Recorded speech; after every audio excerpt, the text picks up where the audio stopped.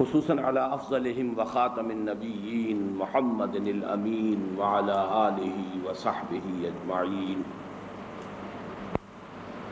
اما بعد فقد قال اللہ تبارک وتعالی كما ورد في سورة التغابن: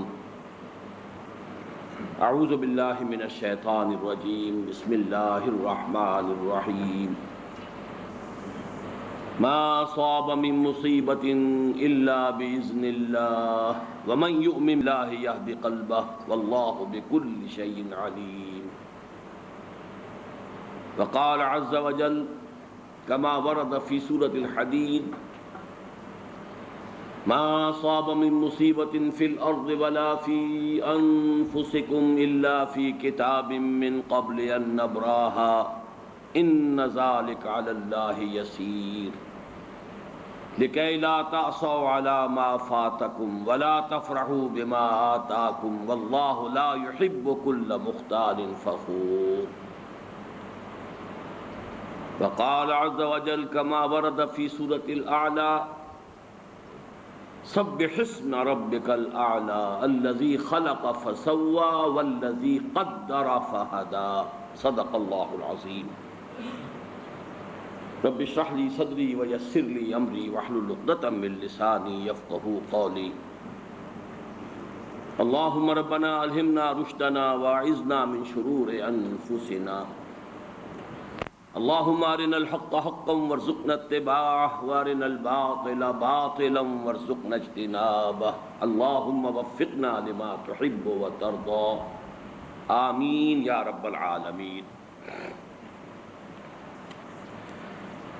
حضرات، مجھے بھی اندازہ ہے کہ تقدیر کے مسئلے پر ہماری بحث اس ضرورت سے زیادہ طول کھینچ گئی ہے.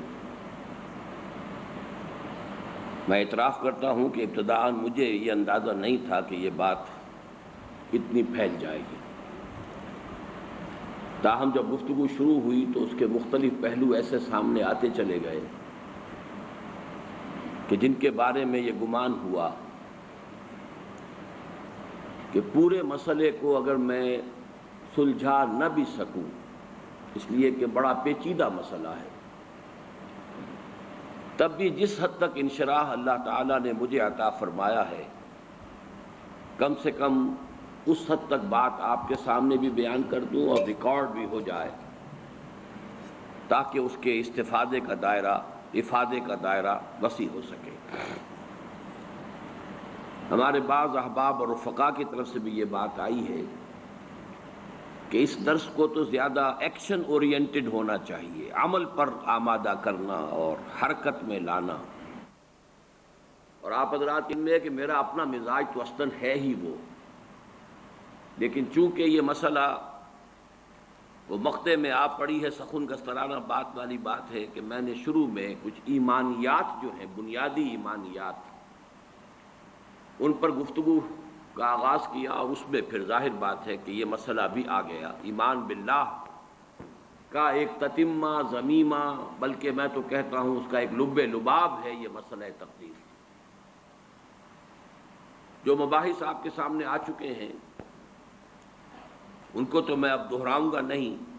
آج یہ ایک شیٹ میں تیار کرا کے لایا ہوں، اس کے حوالے سے چند چیزیں شاید آپ کو سمجھنے میں آسانی ہو. مسئلہ تقدیر، سب سے پہلے لغت اور اصطلاح کی بحث ہے. قدر، عربی زبان کا یہ لفظ جو ہے یہ اسم کے طور پر بھی مستعمل ہے اور فعل کے طور پر بھی، اور اس کا صحیح ترین مفہوم اردو میں ادا کرنا مشکل ہے. انگریزی کا لفظ بہت اس کو آسانی سے واضح کرتا ہے. ویلیو، قدر، اس معنی میں اردو میں مستعمل ہے. قدر و قیمت، فلاں شے کی قدر و قیمت کیا ہے، قدر، ویلیو. اور جب فعل کی شکل میں یہ آئے گا تو ٹو ایویلیویٹ، کسی شے کی قدر کا تعین، کسی شے کی قدر و قیمت کو معین کرنا. اب یہ جب ثلاثی مجرد سے آتا ہے قدر یقدر، اس کے معنی ہوتے ہیں قادر ہونا، قابو یافتہ ہونا، کسی شے پر قابو یافتہ ہونا. اس سے اس میں فاعل قادر ہے، قادرن قابو یافتہ، قدرت رکھنے والا. صفت مشبہ بنتی ہے قدیرن، اور اس میں فاعل اور صفت مشبہ میں فرق یہی ہے کہ جب وہ کیفیت فاعلی دائمی ہو جائے، مستقل ہو جائے، تو وہ صفت مشبہ کے درجے میں آ جاتی ہے. اور یہی صرف ایک نقطے کے طور پر عرض کر رہا ہوں کہ ہمارے ہاں ایک لفظ تو بہت بڑی گالی ہے، عامر. عامر گالی ہے، حالانکہ یہ اس میں فاعل ہے. امیر اسی سے صفت مشبہ ہے اور اس کو ہم اچھے سنس میں استعمال کرتے ہیں. لیکن یہ کہ وہ عامر کے جو کا مفہوم جو ہے وہ جدید جو ہمارے تصورات ہیں، حقوق انسانی اور جمہوریت اور بندوں کی گنتی کرنا، بندوں کو گنا کرتے ہیں، تولا نہیں کرتے، اس کے حوالے سے عامر کا لفظ گالی بن گیا. حالانکہ امیر در حقیقت اسی سے صفت مشبہ ہے. اس سے مقدار مفعال کے وزن پر اس میں اعلیٰ بنا. وہ شے جس سے تعین ہوتا ہے، مقدار کتنی ہے، 1 من ہے، 2 من ہے، 3 من ہے، اس کے حوالے سے بھی آپ کسی کی ایویلویشن میں فائدہ حاصل کرتے ہیں. اور پھر اس کی جمع مقادیر ہے. یہ چونکہ آج کی حدیثوں میں بھی یہ لفظ آئے گا مقادیر کا، اسے یہاں نوٹ کر لیجیے. اب باب تفعیل سے ہے تقدیر، قدر یقدر تقدیراً.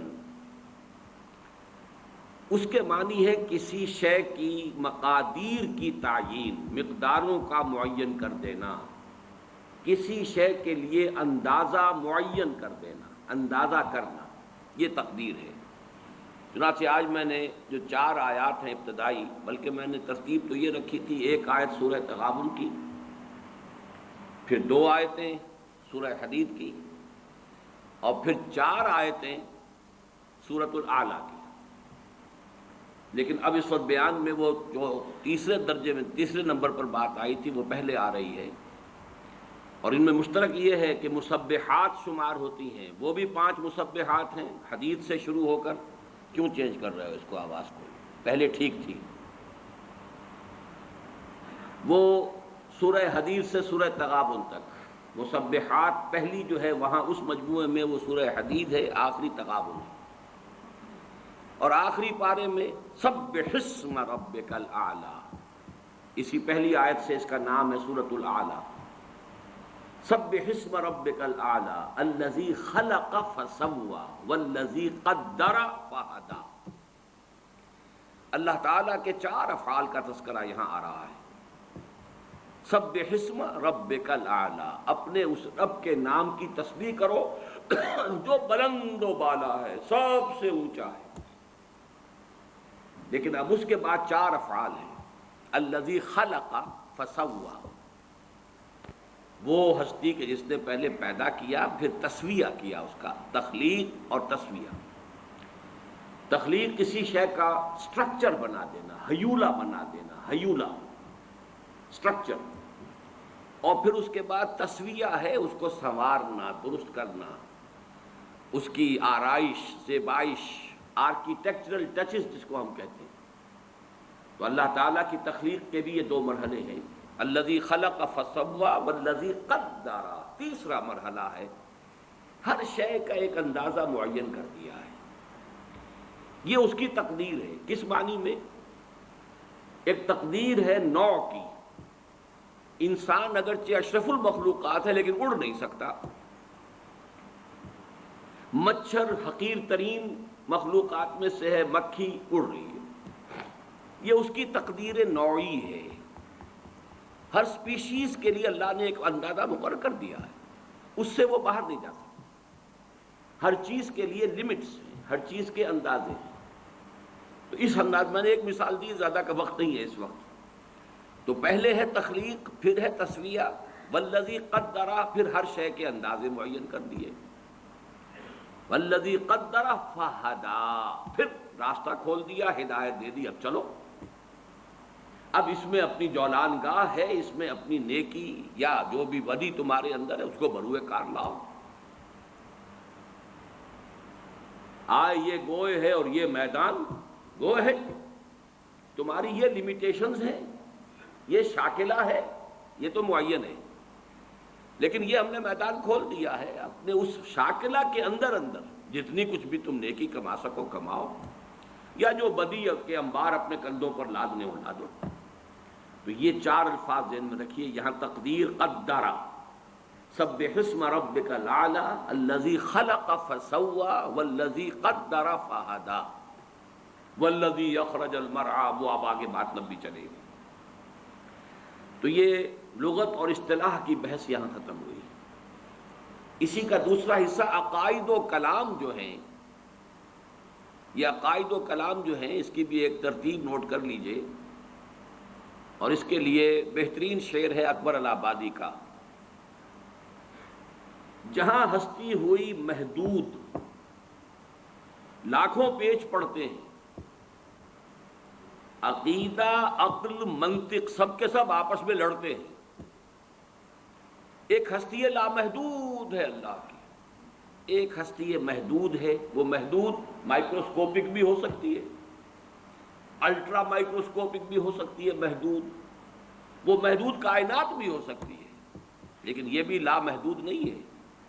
لامحدود ہستی صرف اللہ کی ہے، لیکن وہ ہستی لامحدود اس کے تخلیق کے عمل سے جب محدود وجود میں آئے تو اب چکر پڑ گئے، بہت سے لاکھوں پیچ پڑتے ہیں، جہاں ہستی ہوئی محدود لاکھوں پیچ پڑتے ہیں۔ اب اس لامحدود کا محدود سے تعلق کیا ہے، یا اس محدود کا اس لامحدود سے تعلق کیا ہے، انائے صغیر اور انائے کبیر کا رابطہ کیا ہے، یہ ایبسولوٹ بینگ اور کنٹینجنٹ بینگ، نیسیسری بینگ اور کنٹینجنٹ بینگ، ایبسولوٹ بینگ اور لمیٹڈ بینگ، ان کا آپس میں رشتہ کیا ہے، خالق و مخلوق کا رشتہ کیا ہے۔ اب اس کو حل کرنے کے لیے علم کلام وجود میں لایا گیا، عقل منطق یہ ایک طرف، عقیدہ دوسری طرف، ان دونوں کو کوریلیٹ کرنے کے لیے، ان دونوں میں ہنگ آہنگی پیدا کرنے کے لیے علم کلام۔ تو وہ عقائد و کلام کی بحث میں قدریہ ہمارے ہاں ایک طبقہ وجود میں آیا، وہ لوگ جو انسان کو کلیتاً خود مختار قرار دیتے ہیں۔ یہ آپ کو نظر آ رہا ہے یہاں پہ اس پر اسکرین پر، احادیث میں ان کی مذمت شدت کے ساتھ وارد ہوئی، اور یہ حدیثیں ہم پڑھ چکے ہیں۔ جبریہ وہ لوگ جو انسان کو مجبور محض قرار دیتے ہیں، اور میں آپ کو بتا چکا ہوں کہ شاعری، ادب اور جدید سائنس سب سے بڑھ کر انسان کو مجبور محض قرار دینے میں متفق ہے۔ سائنس سب سے آگے نکل گئی ہے۔ جینز ہیں بھائی تمہارے، جو تمہارے آباء و اجداد سے چلے آ رہے ہیں، تم ہو کون؟ Who are you? Nothing۔ وہ جینز تمہارے والدین سے آئے ہیں، اور پھر اس کے اوپر کوئی تھوڑے سے جو ہے غلاف چڑھ گئے تمہاری تعلیم اور تربیت اور ماحول کے، انوائرمنٹ، بس ان دونوں کے مجموعے کا نام تم ہو۔ اس مغالطے میں مبتلا نہ رہو کہ میں بھی کچھ ہوں، میں کچھ نہیں، یہ سب سراب ہے، دھوکہ ہے، کوئی حقیقت ہی نہیں۔ شاعری میں جیسا کہ میں نے آپ کو یہ شعر سنائے، اردو زبان کے چوٹی کے اشعار میں سے میر کا شعر ہے، ناحق ہم مجبوروں پر یہ تہمت ہے مختاری کی، جو چاہیں سو آپ کرے ہیں، ہم کو عبث بدنام کیا، ہم خواہ بیچ میں بدنام ہوتے ہیں، کر تو ہو ہی رہا ہے۔ اور فانی کا شعر ہے، دیکھ فانی وہ تیری تدبیر کی میت نہ ہو، ایک جنازہ جا رہا ہے دوش پر تقدیر کے۔ تو اچھی طرح سمجھ لیجئے، اس کائنات میں ایک کنٹرول اتنا چھایا ہوا ہے کہ کسی اور اختیار اور ارادے کو عقل تسلیم ہی نہیں کر سکتی، اس لیے کہ جہاں کوئی اور اختیار اور ارادہ آئے گا، اس کا مطلب یہ کہ اس بالا تر کنٹرول میں رکھنا پڑ گیا۔ جہاں وجود، کسی بھی وجود کے حقیقی ہونے کا تصور آئے گا کہ حقیقتاً کوئی شے موجود ہے، وہاں اللہ کے وجود مطلق میں کی نفی ہو جائے گی، وہی لاکھوں پیچ پڑتے والی بات ہے۔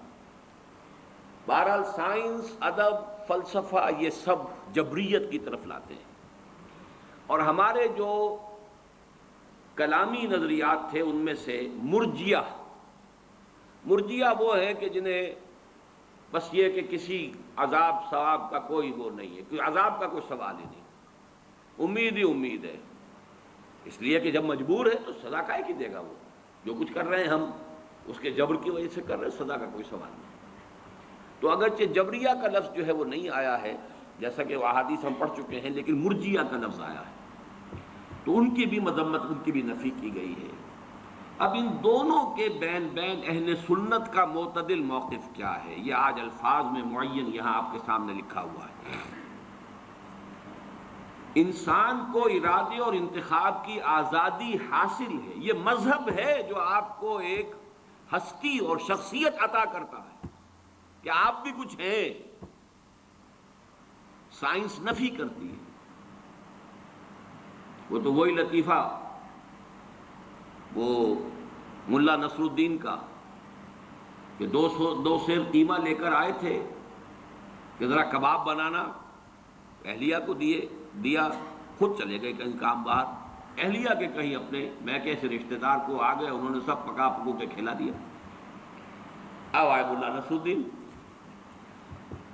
کہ بھائی وہ ذرا کباب بنا کے لاؤ، کہ وہ تو سب بلی کھا گئی، کہ سارا کھا گئی، سب کھا گئی۔ بلی کو پکڑ کے تولا تو وہ بھی 2 سیر، کہ اگر یہ بلی ہے تو وہ کباب کہاں ہے، اور یہ اگر کباب ہے تو بلی کہاں ہے؟ اگر قدرت کاملہ محیطہ قاہرہ هو القاہر فوق عبادہ، صرف قادر نہیں، قاہر، یہ بھی لفظ شاید گالی لگے آپ کو، معاذ اللہ، قل هو القادر فوق عبادہ، قل هو القاہر فوق عبادہ، وہ قادر ہی نہیں قاہر ہے۔ اللہ کی ہستی قاہر، اس کے ساتھ کہاں رہ جائے گا ارادہ؟ تو واقعہ یہ ہے کہ مذہب اس بات کرتا نہیں تم ہو، تمہارا ایک وجود ہے، تمہارا ایک آزادی ہے، چوائس ہے، تمہارا اپنا انتخاب ہے، تمہارا اپنا اختیار ہے، کتنا ہی کم ہو ہے،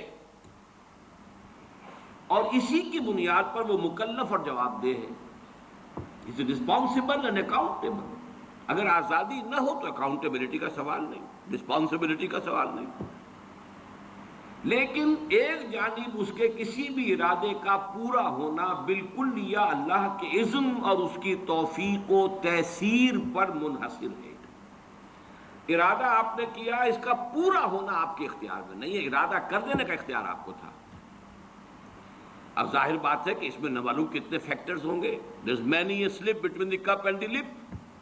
ارادہ تو آپ نے کیا ہے، خارجی عوامل ہو سکتے ہیں، مادی عوامل ہو سکتے ہیں، کوئی شخص طاق میں بیٹھا ہوا ہے کہ آپ کا ارادہ پورا نہ ہونے دے، کوئی اور قوت ہے کہ جو رکاوٹ ڈال رہی ہے، اور سب سے اوپر یہ کہ اللہ کا اذن نہیں، اللہ کی تیسیر نہیں، اللہ کی توفیق نہیں، تو یہ وجود میں آ ہی نہیں سکتا۔ گویا انسان صرف کاسب اعمال ہے، خالق اعمال نہیں ہے۔ یہ الفاظ ہیں کہ جو اہل سنت کے اعتبار سے بہت اہم ہے۔ کسب ہے کمائی، میں نے نیکی کا ارادہ کیا، بس میری کمائی ہو گئی۔ اب نیکی کا یہ ارادہ پورا ہو، یہ اللہ کے اذن پر، تیسیر پر، تائید پر، توفیق پر، حالات کی موافقت پر، عناصر کی موافقت پر، اور یہ عناصر یہ بھی اللہ کے قبضہ قدرت میں ہے، دار و مدار اس پر ہے۔ تو اعمال کا خلق ہونا، واللہ خلقکم وما تعملون، اللہ ہی نے تمہیں بھی پیدا کیا ہے، تمہارے اعمال کو بھی پیدا کیا ہے، تم اپنے اعمال کے خالق نہیں، لیکن چونکہ اس میں ابتدائی ارادہ تمہارا تھا، ابتدائی جو ہے چوائس تمہارا تھا، کاسب ہو گئے ہو، نیکی تم نے کما لی، یا بدی کا جو بھی ہے تمہارے اوپر وبال آ جائے گا۔ اور دوسری جانب انسان کے کسب کی جولان گاہ اس کی خلقت اور جبلت اور تعلیم و تربیت سے وجود میں آنے والے شاکرہ کے دائرے میں محدود ہے۔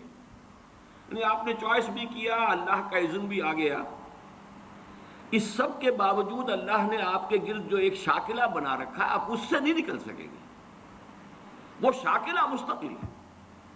اور جیسا کہ پچھلی مرتبہ میں بیان کر چکا ہوں، یہ شاکلہ جبلت سے بنا ہے، یہ حدیثیں ہم پڑھ چکے ہیں۔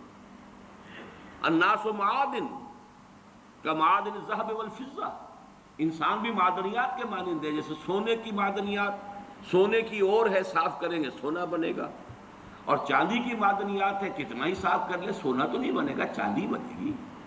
اس اعتبار سے انسانوں کی بھی خلقت یہ جس کو فارسی میں سرشت کہیں گے اور جدید سائیکالوجی کی اصطلاح میں جبلت کہیں گے، ما جبل علیہ، حدیث کے اندر بھی الفاظ یہ ہے ما جبل علیہ، اس پر جو ہے اس سے ایک شاکلہ وجود میں آ گیا ہے، اس کی بنا پر آپ جو محنت کریں گے اس کے نتائج نکل آئیں گے۔ لیکن اب اس کا ایک نتیجہ نکلتا ہے بہت اہم۔ ایک شخص نیکی کا ارادہ ہے، فرض کیجئے ٹنوں نیکی کما لی اس نے، ایک شخص نیکی کی ارادہ کر رہا ہے، شاید صرف ایک سیر نیکی کمائی ہے۔ ہماری نگاہ ظاہر بین میں وہ ایک سیر بے حقیقت ہے ٹنوں کے مقابلے میں، لیکن ہو سکتا ہے کہ جو شاکلہ تھا اس کا، اس کے اعتبار سے یہ ایک سیر جو ہے وہ بھی بہت بڑی اچیومنٹ ہو۔ اس کے اندر رکاوٹیں اتنی تھیں، اس کی جبلت کے اندر خامیاں اتنی تھیں، اس کی سرشت کے اندر رکاوٹیں اتنی تھیں، struggling and struggling and struggling hard، تب کہیں جا کر وہ ایک سیر اس نے جو ہے وہ کمائی کی ہے نیکی کی۔ اور ایک وہ ہے کہ جس کی جبلت میں، جس کی سرشت میں، جس کی خلقت میں آسانیاں تھیں، موجود تھیں، وہ ٹنوں بھی لے گیا ہے، تو ہو سکتا ہے اللہ کی میزان میں وہ ایک سیر ٹنوں کے مقابلے میں زیادہ وزنی ہو۔ یہ ہے نہایت پر امید بات۔ پہلا جو ہے وہ پر امید معاملہ کیا ہے کہ ہم ہیں، ہماری نفی نہیں ہے، میرا چوائس، میری مرضی، میری پسند، اس کو بھی اول دخل ہے۔ دوسرا، میری رسپانسبلٹی جو ہے اللہ کے ہاں وہ ان مقدار پر نہیں ہوگی، بلکہ میرے شاکلہ کے اعتبار سے مجھے ایسس کیا جائے۔ اس کو 5 مرتبہ، میں پچھلی مرتبہ وہ 5 آیات آپ کو سنا چکا ہوں۔ لا یکلف اللہ نفسا الا وسعها، اللہ کسی جان کو اس کی وسعت سے زیادہ رسپانسبل، اکاؤنٹیبل نہیں ٹھہرائے گا۔ اور اللہ کا یہ بڑا، یوں سمجھیے کہ سپر کمپیوٹر جو ہے، وہ سپریم کمپیوٹر اللہ کا، اس کا ہم تصور نہیں کر سکتے۔ ہر انسان کا شاکلہ، اس میں کیا تھا، گیون کیا تھا، جینز کیا تھے، ماحول کے کیا اثرات ہوئے، اس سے شاکلہ کیا بنا، اب اس میں اس نے کیا کمائی کی۔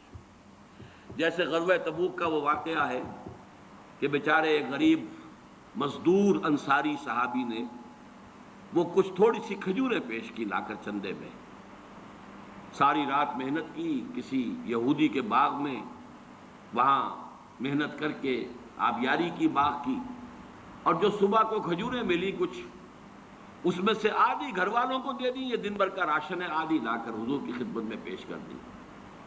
اب وہاں جو ایک بہت بڑا لگا ہوا تھا ایک انبار، ہر طرح کا ساز و سامان آ رہا ہے، حضور نے کہا، حالانکہ منافقین نے استہزاء کیا، جی جی جی یہ ان کھجوروں کے بغیر تو یہ مہم سر ہو ہی نہیں سکتی تھی، کیا کہنے ان کا جو ہے وہ زہر خند جس کو ہم کہتے ہیں، اور ان کا استہزاء کا انداز تھا۔ لیکن حضور نے فرمایا ان کھجوروں کو اس پورے ڈھیر کے اوپر پھیلا دو، اللہ کی میزان میں یہ کھجوریں اس پورے ڈھیر پر بھاری۔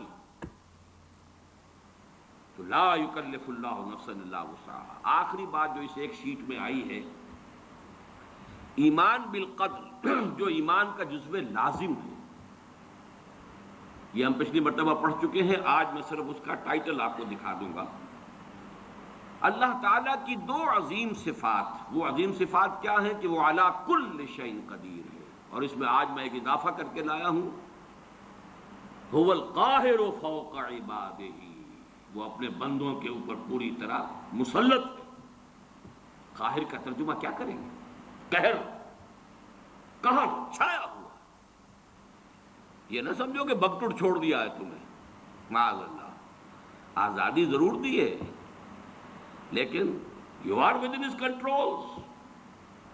اللہ تعالیٰ کی 2 عظیم صفات، علی کل شیء قدیر اور بکل شیء علیم، کے لوازم و متضمنات کی تصدیق و توثیق ہونے کے اعتبار سے ایمان باللہ کا لب لباب ہے۔ اب اس پر دوسری شیٹ لے آؤ بھائی۔ اس کا جو ٹائٹل ہے صرف دیکھ لیجئے، جو ہم پڑھ چکے ہیں، حدیثیں جو اس میں ہیں یہ ہم پڑھ چکے ہیں۔ ایمان بالقدر، ایمان کا جزو لا ینفک، اور اس میں حدیث جبرائیل میں نے یہاں کوٹ کی ہوئی ہے جو ام السنہ ہے، وَأَن تُؤْمِنَ بِالْقَدْرِ خَيْرِهِ وَشَرِّهِ، اور یہاں نوٹ کیجئے، یہاں تومنا کا لفظ حدیث میں اس ڈیفینیشن میں دوسری مرتبہ اسی کے ساتھ آیا ہے، ان تؤمن باللہ و ملائکتہ و کتبہ و رسلہ و تؤمن بالقدر خیرہ و شرہ۔ تومنا کی تکرار اس کی اہمیت کو ظاہر کر رہا ہے، اس کے خیر پر بھی اس کے شر پر بھی۔ تو پہلی بات تو یہ نوٹ کیجئے، یہ ایمان کا جزو لازم ہے، خیرہ و شرہ من اللہ تعالی۔ یہ جو بھی پھر وہ ایمان مفصل ہم نے یاد کیا تھا بچپن میں، خوش نصیب ہے وہ جنہیں بچپن میں یاد کرایا گیا، اور بہرحال ہینڈی کیپڈ ہے، میں بد نصیب تو نہیں کہتا، ہینڈی کیپڈ ہے وہ لوگ جنہیں بچپن میں یہ چیزیں یاد نہیں کرائی گئی۔ بہرحال جب بھی اس کی تلافی کرے۔ آمنت باللہ و ملائکتہ و کتبہ و رسلہ والیوم الآخر والقدر خیرہ و شرہ من اللہ تعالی والبعث بعد الموت۔ لیکن اس پر بحث و تمہیز کی اجازت نہیں ہے، مسئلہ اتنا الجھا ہوا ہے، اتنا ہی الجھا ہوا ہے جتنا کہ وجود کا مسئلہ ہے، وحدت الوجود اور وحدت الشہود، اور یہ مسئلہ لا ینحل، اس لیے کہ ایک وجود مطلق ہے، ایک وجود لامحدود ہے، ایک وجود محدود ہے، ایک حادث ہے، ایک ازلی ہے، ابدی ہے، دائم ہے، قائم ہے، ایک حادث ہے اور فانی ہے۔ کیا ریلیشن شپ ہے بٹوین دی ٹو؟ اسی طرح کا معاملہ، لیکن اس خیر ہی، اس پر بحث کرنے کی اجازت نہیں ہے۔ وہ حدیثیں ہم پڑھ چکے ہیں، یہ میں نے شیٹس تیار کروا لی ہیں، یعنی جو مشکات المصابیح کتاب ہے اس میں جو 46 احادیث ہیں اس باب میں، ان میں نے ایک کا اضافہ کیا ہے کہ جو باب العلم میں سے میں نے لی ہے، پھر ان کو میں نے مختلف تقسیم کر دیا ہے عنوانات کے اعتبار سے، ورنہ واقعہ یہ ہے کہ جب خود میں نے پڑھنا شروع کیا، میں پچھلی مرتبہ بھی اعتراف کر چکا ہوں کہ ایک دفعہ تو میں گم ہو کر رہ گیا تھا، لیکن جب میں نے مختلف موضوعات کی احادیث کو علیحدہ علیحدہ کر کے دیکھا تو بات کھلتی چلی گئی۔ یہ میں نہیں کہہ سکتا کہ بالکل سلجھ گئی، لیکن بہت حد تک ڈور سلجھ گئی، اور وہی میں کوشش کر رہا ہوں کہ آپ تک بھی منتقل کروں۔ تو ایمان بالقدر ایمان کا جزو لا ینفک ہے، وَأَن تُؤْمِنَ بِالْقَدْرِ خَيْرِهِ وَشَرِّهِ، یہ حدیث جبرائیل کے الفاظ ہیں، رواہ مسلم عن عمر بن الخطاب رضی اللہ عنہ۔ لیکن اس پر بحث و تمیز کی اجازت نہیں۔ عزمت علیکم، عزمت علیکم، حضور نے 2 مرتبہ فرمایا، یہ حدیثیں ہم پڑھ چکے ہیں، میں تم پر لازم کرتا ہوں کہ اس معاملے کے اندر بحث و تمیز مت کرو، مانو، مراقبہ کرو گے تو سمجھ میں بھی آ جائے گی، ایک دوسرے سے سمجھنے کے لیے سوال کرو گے تب بھی مفید ہوگا، بحث و تمیز جر ہو اور رد و قدح کرو گے تو پھر یہ بات جو ہے تمہارے ہاتھ سے نکل جائے گی۔ اچھا، یہاں خیر ہی و شر ہی من اللہ تعالیٰ کا مطلب کیا ہے؟ یہ میں نے پہلے بیان کیا تھا کہ ہمارے سورہ تغابن اور سورہ حدید کے درس میں یہ بات بہت وضاحت سے آ چکی ہے۔ دیکھیے، اس وقت ویژولائز کیجئے، بلکہ مجھے خیال ہوا میں اسی کے ساتھ وہ ایک ڈائیگرام بھی بنا کے لے آتا۔ آپ مجھے کو سامنے رکھیے، میں ایک انسان ہوں، مکلف ہوں اللہ کے ہاں، جواب دہ ہوں، رسپانسیبل ہوں، اکاؤنٹیبل ہوں۔ کچھ چیزیں مجھ پر وارد ہوتی ہیں، کوئی مصیبت آ گئی، کوئی تکلیف آ گئی، کوئی بیماری آ گئی، کوئی نقصان ہو گیا، کچھ ہو گیا۔ اب نوٹ کرنا چاہیے کہ اس کے کچھ اسباب ہوں گے، مادی اسباب ہیں، یا کچھ اور لوگ ہیں، کسی نے میرے گھر کو فرض کیجئے کہ کوئی نقصان پہنچانا چاہا ہے، اس نے کام کیا ہے، کسی نے مجھے اٹھا کے پتھر دے مارا ہے، تو یہ سارے فیکٹرز ہیں، لیکن یہ شے بالفعل مجھ پر نہیں وارد ہو سکتی اگر اللہ کا اذن نہ ہو۔ لاکھ سارے اسباب و وسائل ہوں اور لاکھ ساری دنیا ہو، ایک حدیث میں الفاظ آتے ہیں کہ اگر جان لے حضرت عبداللہ ابن عباس، علم ان الامت لو اجتمعت، کہ اگر پوری قوم جمع ہو جائے کہ تمہیں کوئی فائدہ پہنچا دے، نہیں پہنچا سکتی مگر اس بات کا جو اللہ نے تمہارے لیے طے کر دیا، اور اگر پوری قوم مجتمع ہو جائے تمہیں کوئی نقصان پہنچا دے، نہیں پہنچا سکتی۔ تو یہ اسباب و وسائل جو مجھ پر آ رہے ہیں، ان میں جو ہے فیصلہ کنشے اذن رب ہے۔ تو میں یہ بھی کہہ سکتا ہوں مجھ پر یہ اس کی لائی ہوئی مصیبت آ گئی، اور یہ بھی کہہ سکتا ہوں کہ اللہ کی طرف سے مجھ پر آیا، وہ خیر ہو یا شر ہو، والقدر خیر ہی و شر ہی۔ بھلائی کسی نے کرنی چاہی، اس کا مجھے احسان ماننا چاہیے، اس کا مجھے شکریہ ادا کرنا چاہیے، کوئی بدلہ دے سکتا ہوں تو دینا چاہیے، یہ دنیا کا معاملہ ہوگا۔ اسی طرح کسی نے مجھے نقصان پہنچایا، میں قصاص لے سکتا ہوں، قانونی طور پر مجھے اس کا حق حاصل ہے، لیکن یہ جان لیجئے کہ یہ اچھائی یا بھلائی مجھ تک نہیں آ سکتی تھی بغیر اذن رب۔ تو اذن رب شامل ہو گیا نا، تو میں اس کو شامل کر رہا ہوں، والقدر خیرہ و شرہ من اللہ تعالی۔ دوسری طرف میں کچھ کام کرنا چاہتا ہوں، اچھا یا برا جو بھی ہے، یا کوئی میرا منصوبہ ہے بہت بڑا۔ اب اس میں ایک تو میرا ارادہ ہے جو میرے اندر سے نکلا، ہزارہا عناصر ہوں گے کہ جو اس کے اندر انوالوڈ ہوں گے، بہت سے مادی وسائل اس کے لیے درکار ہوں گے، اسباب نہ ہو جمع تو یہ کیسے کام شروع ہو سکتا ہے؟ اسباب کرے جمع، خدا ہی کا یہ کام۔ یہ عزم تیرا، یہ مجھے الفاظ پھر یاد آ گئے، وہی اکبر الہ آبادی کے، یہ میرے دروس میں یہ اشعار بہت آئے ہیں، اب کچھ ذہن سے اوجل ہو گئے۔ یہ عزم تیرا سعی سے دمساز ہو کیوں کر، عزم تو ہے، عمل کیسے ہو؟ اسباب نہ ہو جمع تو آغاز ہو کیوں کر، اسباب کرے جمع، خدا ہی کا ہے یہ کام، طالب ہو تو خدا سے، تو دعا ہی کا ہے یہ کام۔ یہاں پر بھی ایک فیکٹر ابھی اکبر الہ آبادی کی نگاہ سے بھی اوجھل ہے۔ دیکھیے میرا ایک عزم ہے، میرا ایک ارادہ ہے، اس کے لیے کوئی مادی وسائل، کچھ لوگوں کا تعاون درکار ہے، وہ بھی اللہ کے کنٹرول میں ہے، اللہ چاہے گا تو آئے گا۔ پھر بالآخر کسی شے کا پورا ہو جانا، آخری درجے میں پھر اللہ کے اذن کا طالب ہے۔ یہاں تک کہ حضور نے فرمایا کہ جو لقمہ بھی ابن آدم کی حلق سے نیچے اترتا ہے، اب وہ سارا آپ نے اس کے لیے کمائی کی، محنت کی، وہ کھانا پک گیا، آپ کی اہلیہ نے پکا لیا گھر پہ، اب یہ لقمہ اتر رہا ہے، اس وقت بھی اللہ سے اذن چاہتا ہے کہ میں اس کے حق میں غذا کا کام دوں یا زہر بن کر لڑ دوں۔ لہذا میں یہ بھی کہہ سکتا ہوں کہ یہ کام اس طرح ہو گیا، میرے کرنے سے ہو گیا، ان اسباب سے ہو گیا، ان مددگاروں کی مدد سے ہو گیا، اور یہ بھی کہہ سکتا ہوں کہ یہ کام میں نے نہیں کیا، اللہ نے کیا۔ صرف جو ہمیں تلقین کی گئی ہے وہ یہ ہے، خیر وجود میں آ جائے تو اسے اللہ کی طرف منسوب کرو۔ الحمدللہ الذی ہدانا لہذا وما کنا لنہتدی لولا ان ہدانا اللہ۔ کل حمد، کل شکر، کل تعریف اس اللہ کی جس نے ہمیں ہدایت عطا فرمائی۔ ہم ہرگز ہدایت نہ پا سکتے اگر اللہ ہمیں ہدایت نہ دیتا۔ غلطی ہو جائے تو اسے اپنی جانب منسوب کرو، ربنا ظلمنا انفسنا وان لم تغفر لنا وترحمنا لنکونن من الخاسرین۔ شیطنت اس کے برعکس ہے، خیر ہے تو میری، میں نے کی، اور شر ہے تو اللہ تو نے کروایا۔ فَبِمَا أَغْوَيْتَنِي، اے اللہ تو نے جو مجھے اغوا کیا ہے، تو اب میں ثابت کر کے رہوں گا کہ یہ آدم اس اکرام و تکریم کا مستحق نہیں تھا جو تو نے اس کو عطا کر دی۔ یہ ہے شیطنت، شیطانیت، اور وہ ہے آدمیت۔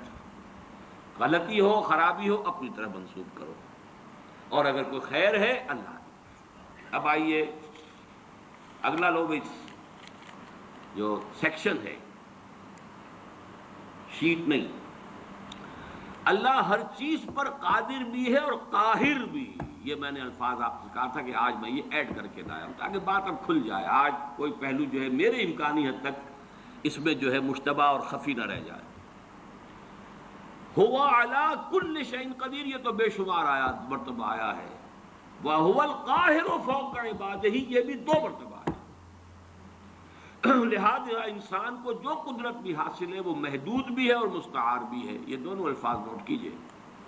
اب یہ جو شرک کی بحث ہوتی ہے ہمارے ہاں اور اقسام و شرک، اللہ کا وجود ذاتی ہے، لامحدود ہے، قدیم ہے، ما سوا کا وجود عطائی ہے، اللہ نے عطا کیا ہے، حادث ہے، محدود ہے۔ اسی طرح جو قدرت ہمارے پاس ہے وہ ہماری اپنی نہیں ہے، عطائی ہے اللہ کی، اور لامحدود نہیں، محدود ہے، مستعار ہے، محدود ہے، اور حادث ہے۔ اور اللہ کی قدرت و قہر کے تابع بھی ہے، اور انسان کی مطلق خود مختاری کا تصور بہت بڑی گمراہی ہے۔ یہ قدریہ کی نفی پر احادیث جو ہیں یہ ہم پچھلی مرتبہ پڑھ چکے ہیں۔ یہ 5 6 7 8 9 حدیثیں جو ہیں یہ میں نے ایک علیحدہ جمع کر دیا ہے تینوں فصلوں میں سے نکال کر، جو اس تصور کی نفی کرتے ہیں قدریہ، ہم قادر جو چاہیں کریں۔ جو اس مغالطے میں ہے وہ تو در حقیقت بہت ہی بڑے گمراہ اور بہت ہی بڑے ایک سراب کسی کیفیت جو ہے وہ اس کے اندر ہے۔ اب آئیے تیسری شے جو ہم پڑھ چکے ہیں، قُلْ كُلٌّ يَعْمَلُ عَلَى شَاكِلَتِهِ۔ یہ آیت جو ہے سورہ بنی اسرائیل کی 84 آیت، اس کا پہلا ٹکڑا، یہ انتہائی اہم ہے۔ جو آج جس طرح نکھر کر آیا ہے اس سے پہلے یہ ہو ہی نہیں سکتا تھا۔ شاکلہ، پیٹرن، آپ نے کوئی چیز ڈھالنی ہے کسی فولاد کی، کسی اور چیز کی، تو اس کے لیے لکڑی کا پہلے، جسے ہمارے مستری لوگ پاٹن کہتے ہیں، پاٹن بنا لو پہلے، تو پیٹرن بنتا ہے تاکہ آپ نے لوہے کو پگھلایا، تانبے کو پگھلایا، پگھلا کے اس میں ڈالیں گے تو اسی کے مطابق اس کی شکل ہو جائے گی۔ شاکل، شکل دینے والا، تو اس کو جو فارم دینے والی شے ہے وہ اس کا فرما، جس کو ہم کہہ دیتے ہیں، وہ فارم ہے نا، فرما، یہ فرما ہے جو اس کو فارم عطا کرے گا، یا یہ کہ یہ پاٹن ہے، پیٹرن ہے، اس کے اندر ڈھلے گی جو شے اسی کے مطابق ہو جائے گی، وہ ہے شاکلہ۔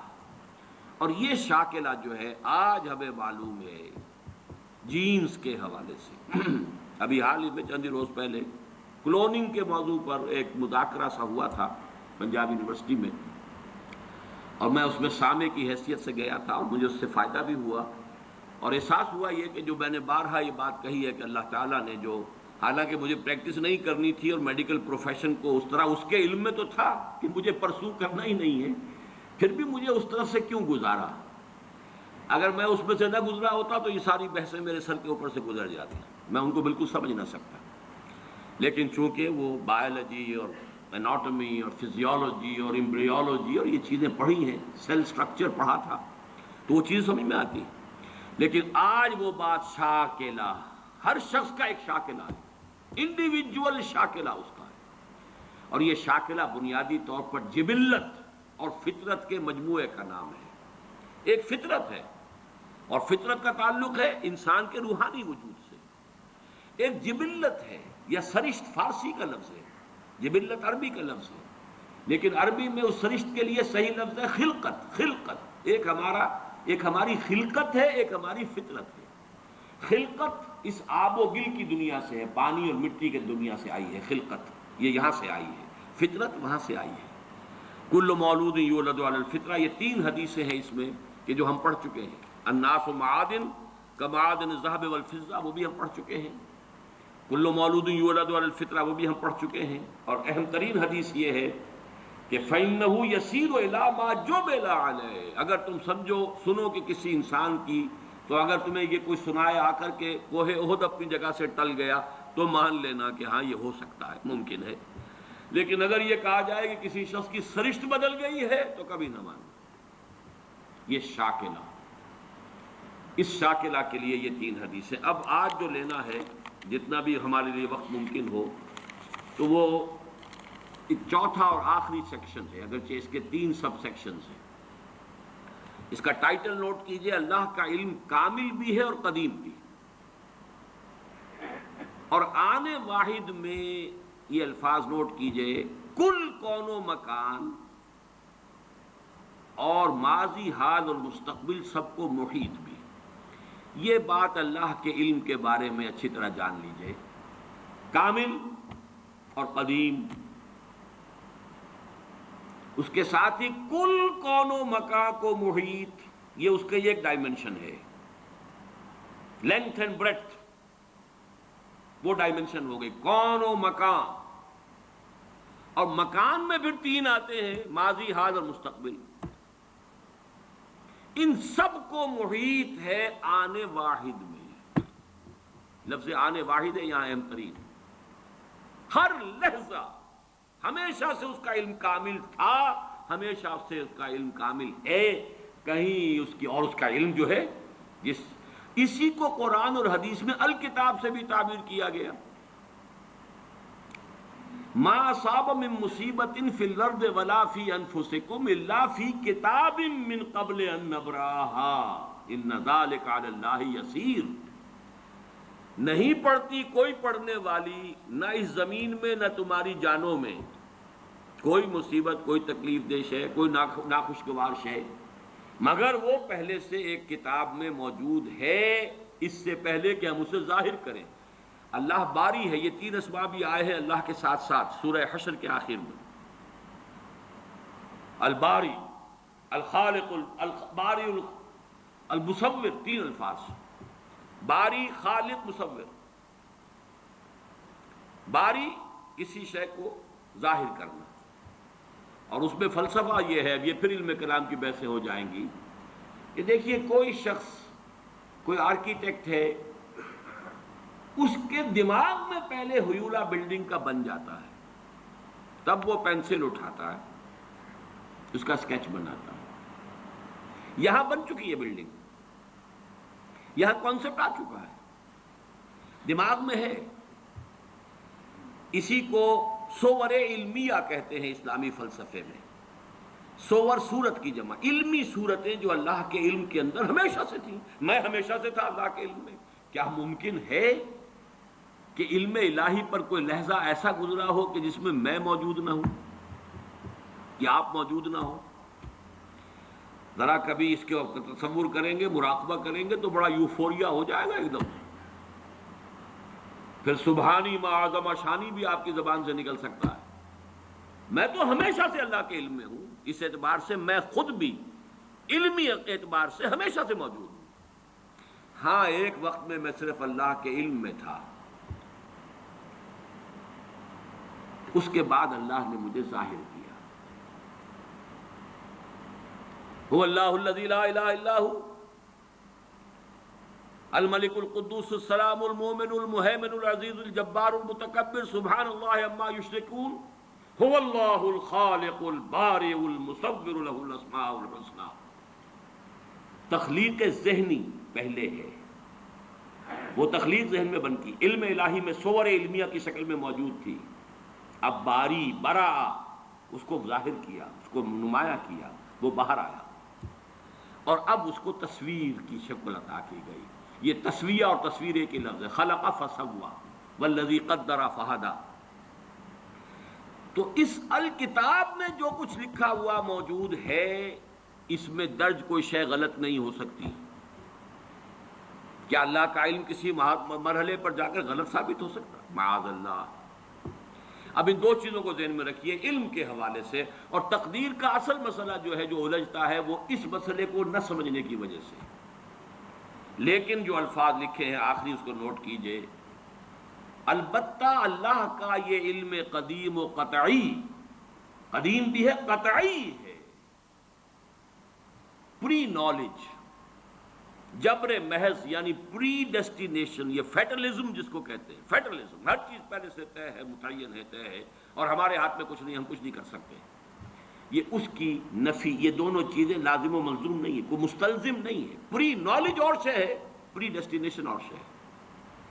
اس کے درمیان اگر آپ خط امتیاز کھینچ دیں گے تو کبھی کوئی تشویش نہیں ہوگی، چاہے بحث میں الجھ جائیں، اگر کوئی آپ کو الجھائے، اس کا تو نتیجہ یہ نکلتا ہے، پھر اس کا تو یہ نتیجہ نکلتا ہے، تو اس سے یہ لازم آتا ہے، وہ پھر الجھ جائے گی لوگ، جس سے سختی سے روک دیا ہے، عذرت علیکم، عذرت علیکم، اب لہذا امرت، ام لہذا ارسلت۔ دیکھیے نوٹ کیسے، الفاظ کیسے تھے، کیا میں اس کام کے لیے بھیجا گیا ہوں؟ لیکن یہ کہ بات سمجھ میں آتی ہے، اگر اس میں یہ حد فاصل قائم کر دیا جائے، اللہ کا علم قدیم و قطعی یہ پری نالج ہے، لیکن یہ پری ڈیسٹینیشن یا فیٹلزم جس کو ہم کہتے ہیں، اس کو مستلزم نہیں ہے۔ ان دونوں کے درمیان رشتہ علیحدہ کر دیجیے۔ اس کے حوالے سے آج کچھ حدیثیں پڑھیں گے، جتنی بھی آج پڑھی جا سکے۔ اس میں سے پہلی 10 حدیثیں تو ہیں کہ جو مشکات شریف میں جو باب ہے ایمان بالقدر، اس کی جو فصل اول ہے، یعنی حدیثیں یا وہ بخاری کی ہیں یا مسلم کی ہیں، یا ان سب دونوں میں موجود ہیں، تو متفق علیہ۔ عن عبداللہ ابن عمرو رضی اللہ تعالی عنہما، عبداللہ ابن عمرو بن العاص رضی اللہ تعالی عنہما سے مروی ہے، قال، وہ فرماتے ہیں، قال رسول اللہ صلی اللہ علیہ وسلم، کتب اللہ مقادیر الخلائق قبل ان يخلق السماوات والارض ب50,000 سنہ قال وكان عرشه على الماء رواہ مسلم۔ یہ حدیث پھر بھی آئے گی بعد میں 16ویں نمبر پر اگر وہاں تک ہم پہنچ گئے تو، لیکن یہاں نوٹ کر لیں جو بھی نوٹ کر رہے ہوں کہ یہی مضمون اس میں بھی ہے۔ حضرت عبداللہ ابن عمر فرماتے ہیں کہ اللہ تعالیٰ نے آسمانوں اور زمین کی تخلیق سے 50,000 سال قبل تمام مقادیر لکھ دی تھی۔ وَكَانَ عَرْشُهُ عَلَى الْمَاءِ، اس کو ابھی ہم بالکل نہیں سمجھ سکتے۔ یہ وہ ہے کہ جس کو ہم کہیں گے کہ یہ جس کو متشابہات میں سے شمار کیا جائے۔ لیکن دیکھیے یہاں جو بات سمجھنے کی ہے موجودہ سائنس کے اعتبار سے، سائنس جہاں تک ہمیں آج لے کر گئی ہے وہ بگ بینگ ہے، تو وہ سمجھتے ہیں بس that is the beginning of the creation. That is wrong. That is the beginning of the second phase of the creation. The material world started with the Big Bang. اس سے پہلے spiritual world، عالم ارواح، عالم امر کہیں، عالم ارواح کہیں، جو کل کا کل نورانی تھا، ارواح انسانیہ، ارواح ملائکہ تو خود ہے ہی مجسم ارواح، یہ موجود تھی اور وہ نورانی ہے۔ اس کے بعد بگ بینگ کا مرحلہ آیا، اس کے بعد میٹیریل ورلڈ، سماوات والارض جس کو قرآن کہتا ہے وہ ورلڈ آف میٹر ہے۔ تو ورلڈ آف میٹر کی کریشن کے آغاز سے 50,000 سال قبل اس ورلڈ آف میٹر کی ساری میٹیریلز اور اس کی کوانٹیٹیز اللہ نے معین کر دی تھی۔ یہ بات اور بات بالکل واضح ہے، اللہ کی قدرت، اس کی خلاقی، اس کی قہاری، اس کا یہ منطقی تقاضا ہے، اس کا علم محیط، وہ ڈیزائن پورا اس کا بن چکا ہوا تھا، تبھی تو اس نے بنایا ہے، اس کے اندر تمام مقادیر معین تھی۔ اسی لیے میں نے کہا تھا یہ مقادیر کا لفظ جو ہم نے آج پہلی شیٹ جو آپ نے دیکھی تھی، مقدار قدر ہی سے بنا ہے، یہ اس میں اعلیٰ اور اس کی جمع مقادیر ہے۔ دوسری حدیث وعن ابن عمر رضی اللہ تعالی عنہما قال قال رسول اللہ صلی اللہ علیہ وسلم کل شیء بقدر حتی العجز والکیس، ہر شے، حضرت عبداللہ ابن عمر رضی اللہ تعالی عنہما فرماتے ہیں کہ حضور نے ارشاد فرمایا کہ ہر شے ایک اندازے کے مطابق معین ہو چکی ہے، یہاں تک کہ کسی کا عاجز ہو جانا۔ اب عجز کے مختلف پہلو ہوتے ہیں، عجز یہ ہے، بزدلی کو بھی عاجزی کہا جائے گا، آدمی کسی کام کرنے سے کسی وجہ سے عاجز ہے، وہ بھی یہ شاکلہ کا حصہ ہے، یہ اس کے جینز ہے، اس کے اندر آیا ہے یہ سب کچھ۔ کوئی بہادر ہے، کسی میں تحور زیادہ ہے، کسی میں احتیاط پسندی زیادہ ہے، مصلحت کوشی زیادہ ہے، کوئی حساب کتاب سے چلنے والا ہے، جو کوئی جو ہے بکٹر دوڑنے والا، یہ چیزیں۔ حتی العجز والکیس، کیس کہتے ہیں ذہانت، الکیس من دان نفسہ وعمل لما بعد الموت، کیس، یہ باب یہ اصل میں صفت مشبہ بن گیا، کیسن فعیل کے وزن پر، کیسن جس میں ذہانت فطانت بہت ہو۔ اب یہ ذہانت کسی کی کتنی ہے؟ ذہانت نہیں بڑھ سکتی، شارپ کی جا سکتی ہے، آپ چھری کو تیز کر لیجئے، لیکن یہ کہ اس کا سائز تو وہی رہے گا، چھری تو وہی رہے گی، لیکن یہ کہ ذہانت کو آپ شارپن کر لیں یا ذہانت کو آپ بروئے کار لے آئیں، لیکن وہ جو بھی دی ہے اللہ نے وہ اتنی رہے گی، اس کے اندر اضافہ نہیں ہوتا۔ یہ ان بلٹ چیزیں ہیں، گیون چیزیں ہیں انسان کے لیے، یہ اس کے شاکلہ کا جز ہے۔ تیسری حدیث وعن ابی ہریرہ قال، اور یہ جو روایت تھی یہ بھی امام مسلم کی تھی اور تیسری بھی امام مسلم کی ہے۔ حضرت ابو ہریرہ فرماتے ہیں قال قال رسول اللہ صلی اللہ علیہ وسلم احتج آدم و موسیٰ عند ربہما، اللہ تعالیٰ کے ہاں آدم اور موسیٰ کے درمیان ایک محاجہ ہوا، بحث ہوئی۔ فحج آدم و موسیٰ، فحج، اور آدم جو ہے وہ موسیٰ پر غالب آ گئے۔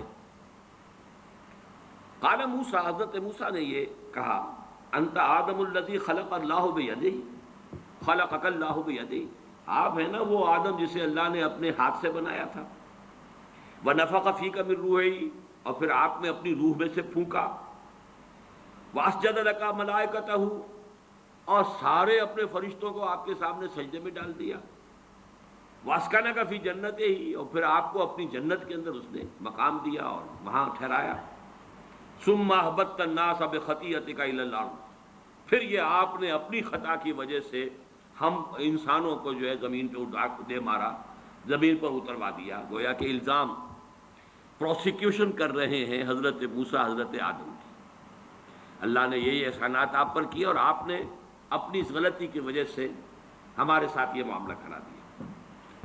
قال آدم، اب حضرت آدم کی باری آئی، انت موسیٰ الذی اصطفاک اللہ برسالتہ و بکلامہ، آپ وہی موسیٰ ہیں نا جنہیں اللہ نے چنا ہے، چنا رسالت کے لیے اور اپنے کلام کے لیے۔ کلم اللہ موسیٰ تکلیما، یہ خاص ایک مقام تھا جو حضرت موسیٰ کو عطا ہوا ہے۔ وَآتَاكَ الْأَلْوَاحَ فِيهَا تِبْيَانُ كُلِّ شَيْءٍ، اور پھر وہ آپ کو تختیاں دی تھیں جو سٹون کی، سٹونی ٹیبلٹس، جس کے اندر ہر شے، ہدایت کا پورا سامان موجود تھا۔ وَقَرَّبَكَ نَجِيًّا وَقَرَّبْنَاهُ نَجِيًّا، یہ قرآن مجید میں ہے، اور آپ کو قریب کیا تھا گفتگو کرنے کے لیے، کوہ طور پر بلایا، براہ راست مکالمہ کیا۔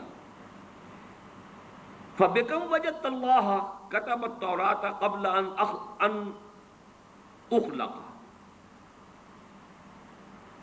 تو تم نے کیا دیکھا، تورات میں کیا پڑھا کہ کائنات کی تخلیق سے کتنا عرصے پہلے اللہ نے تورات لکھ دی تھی؟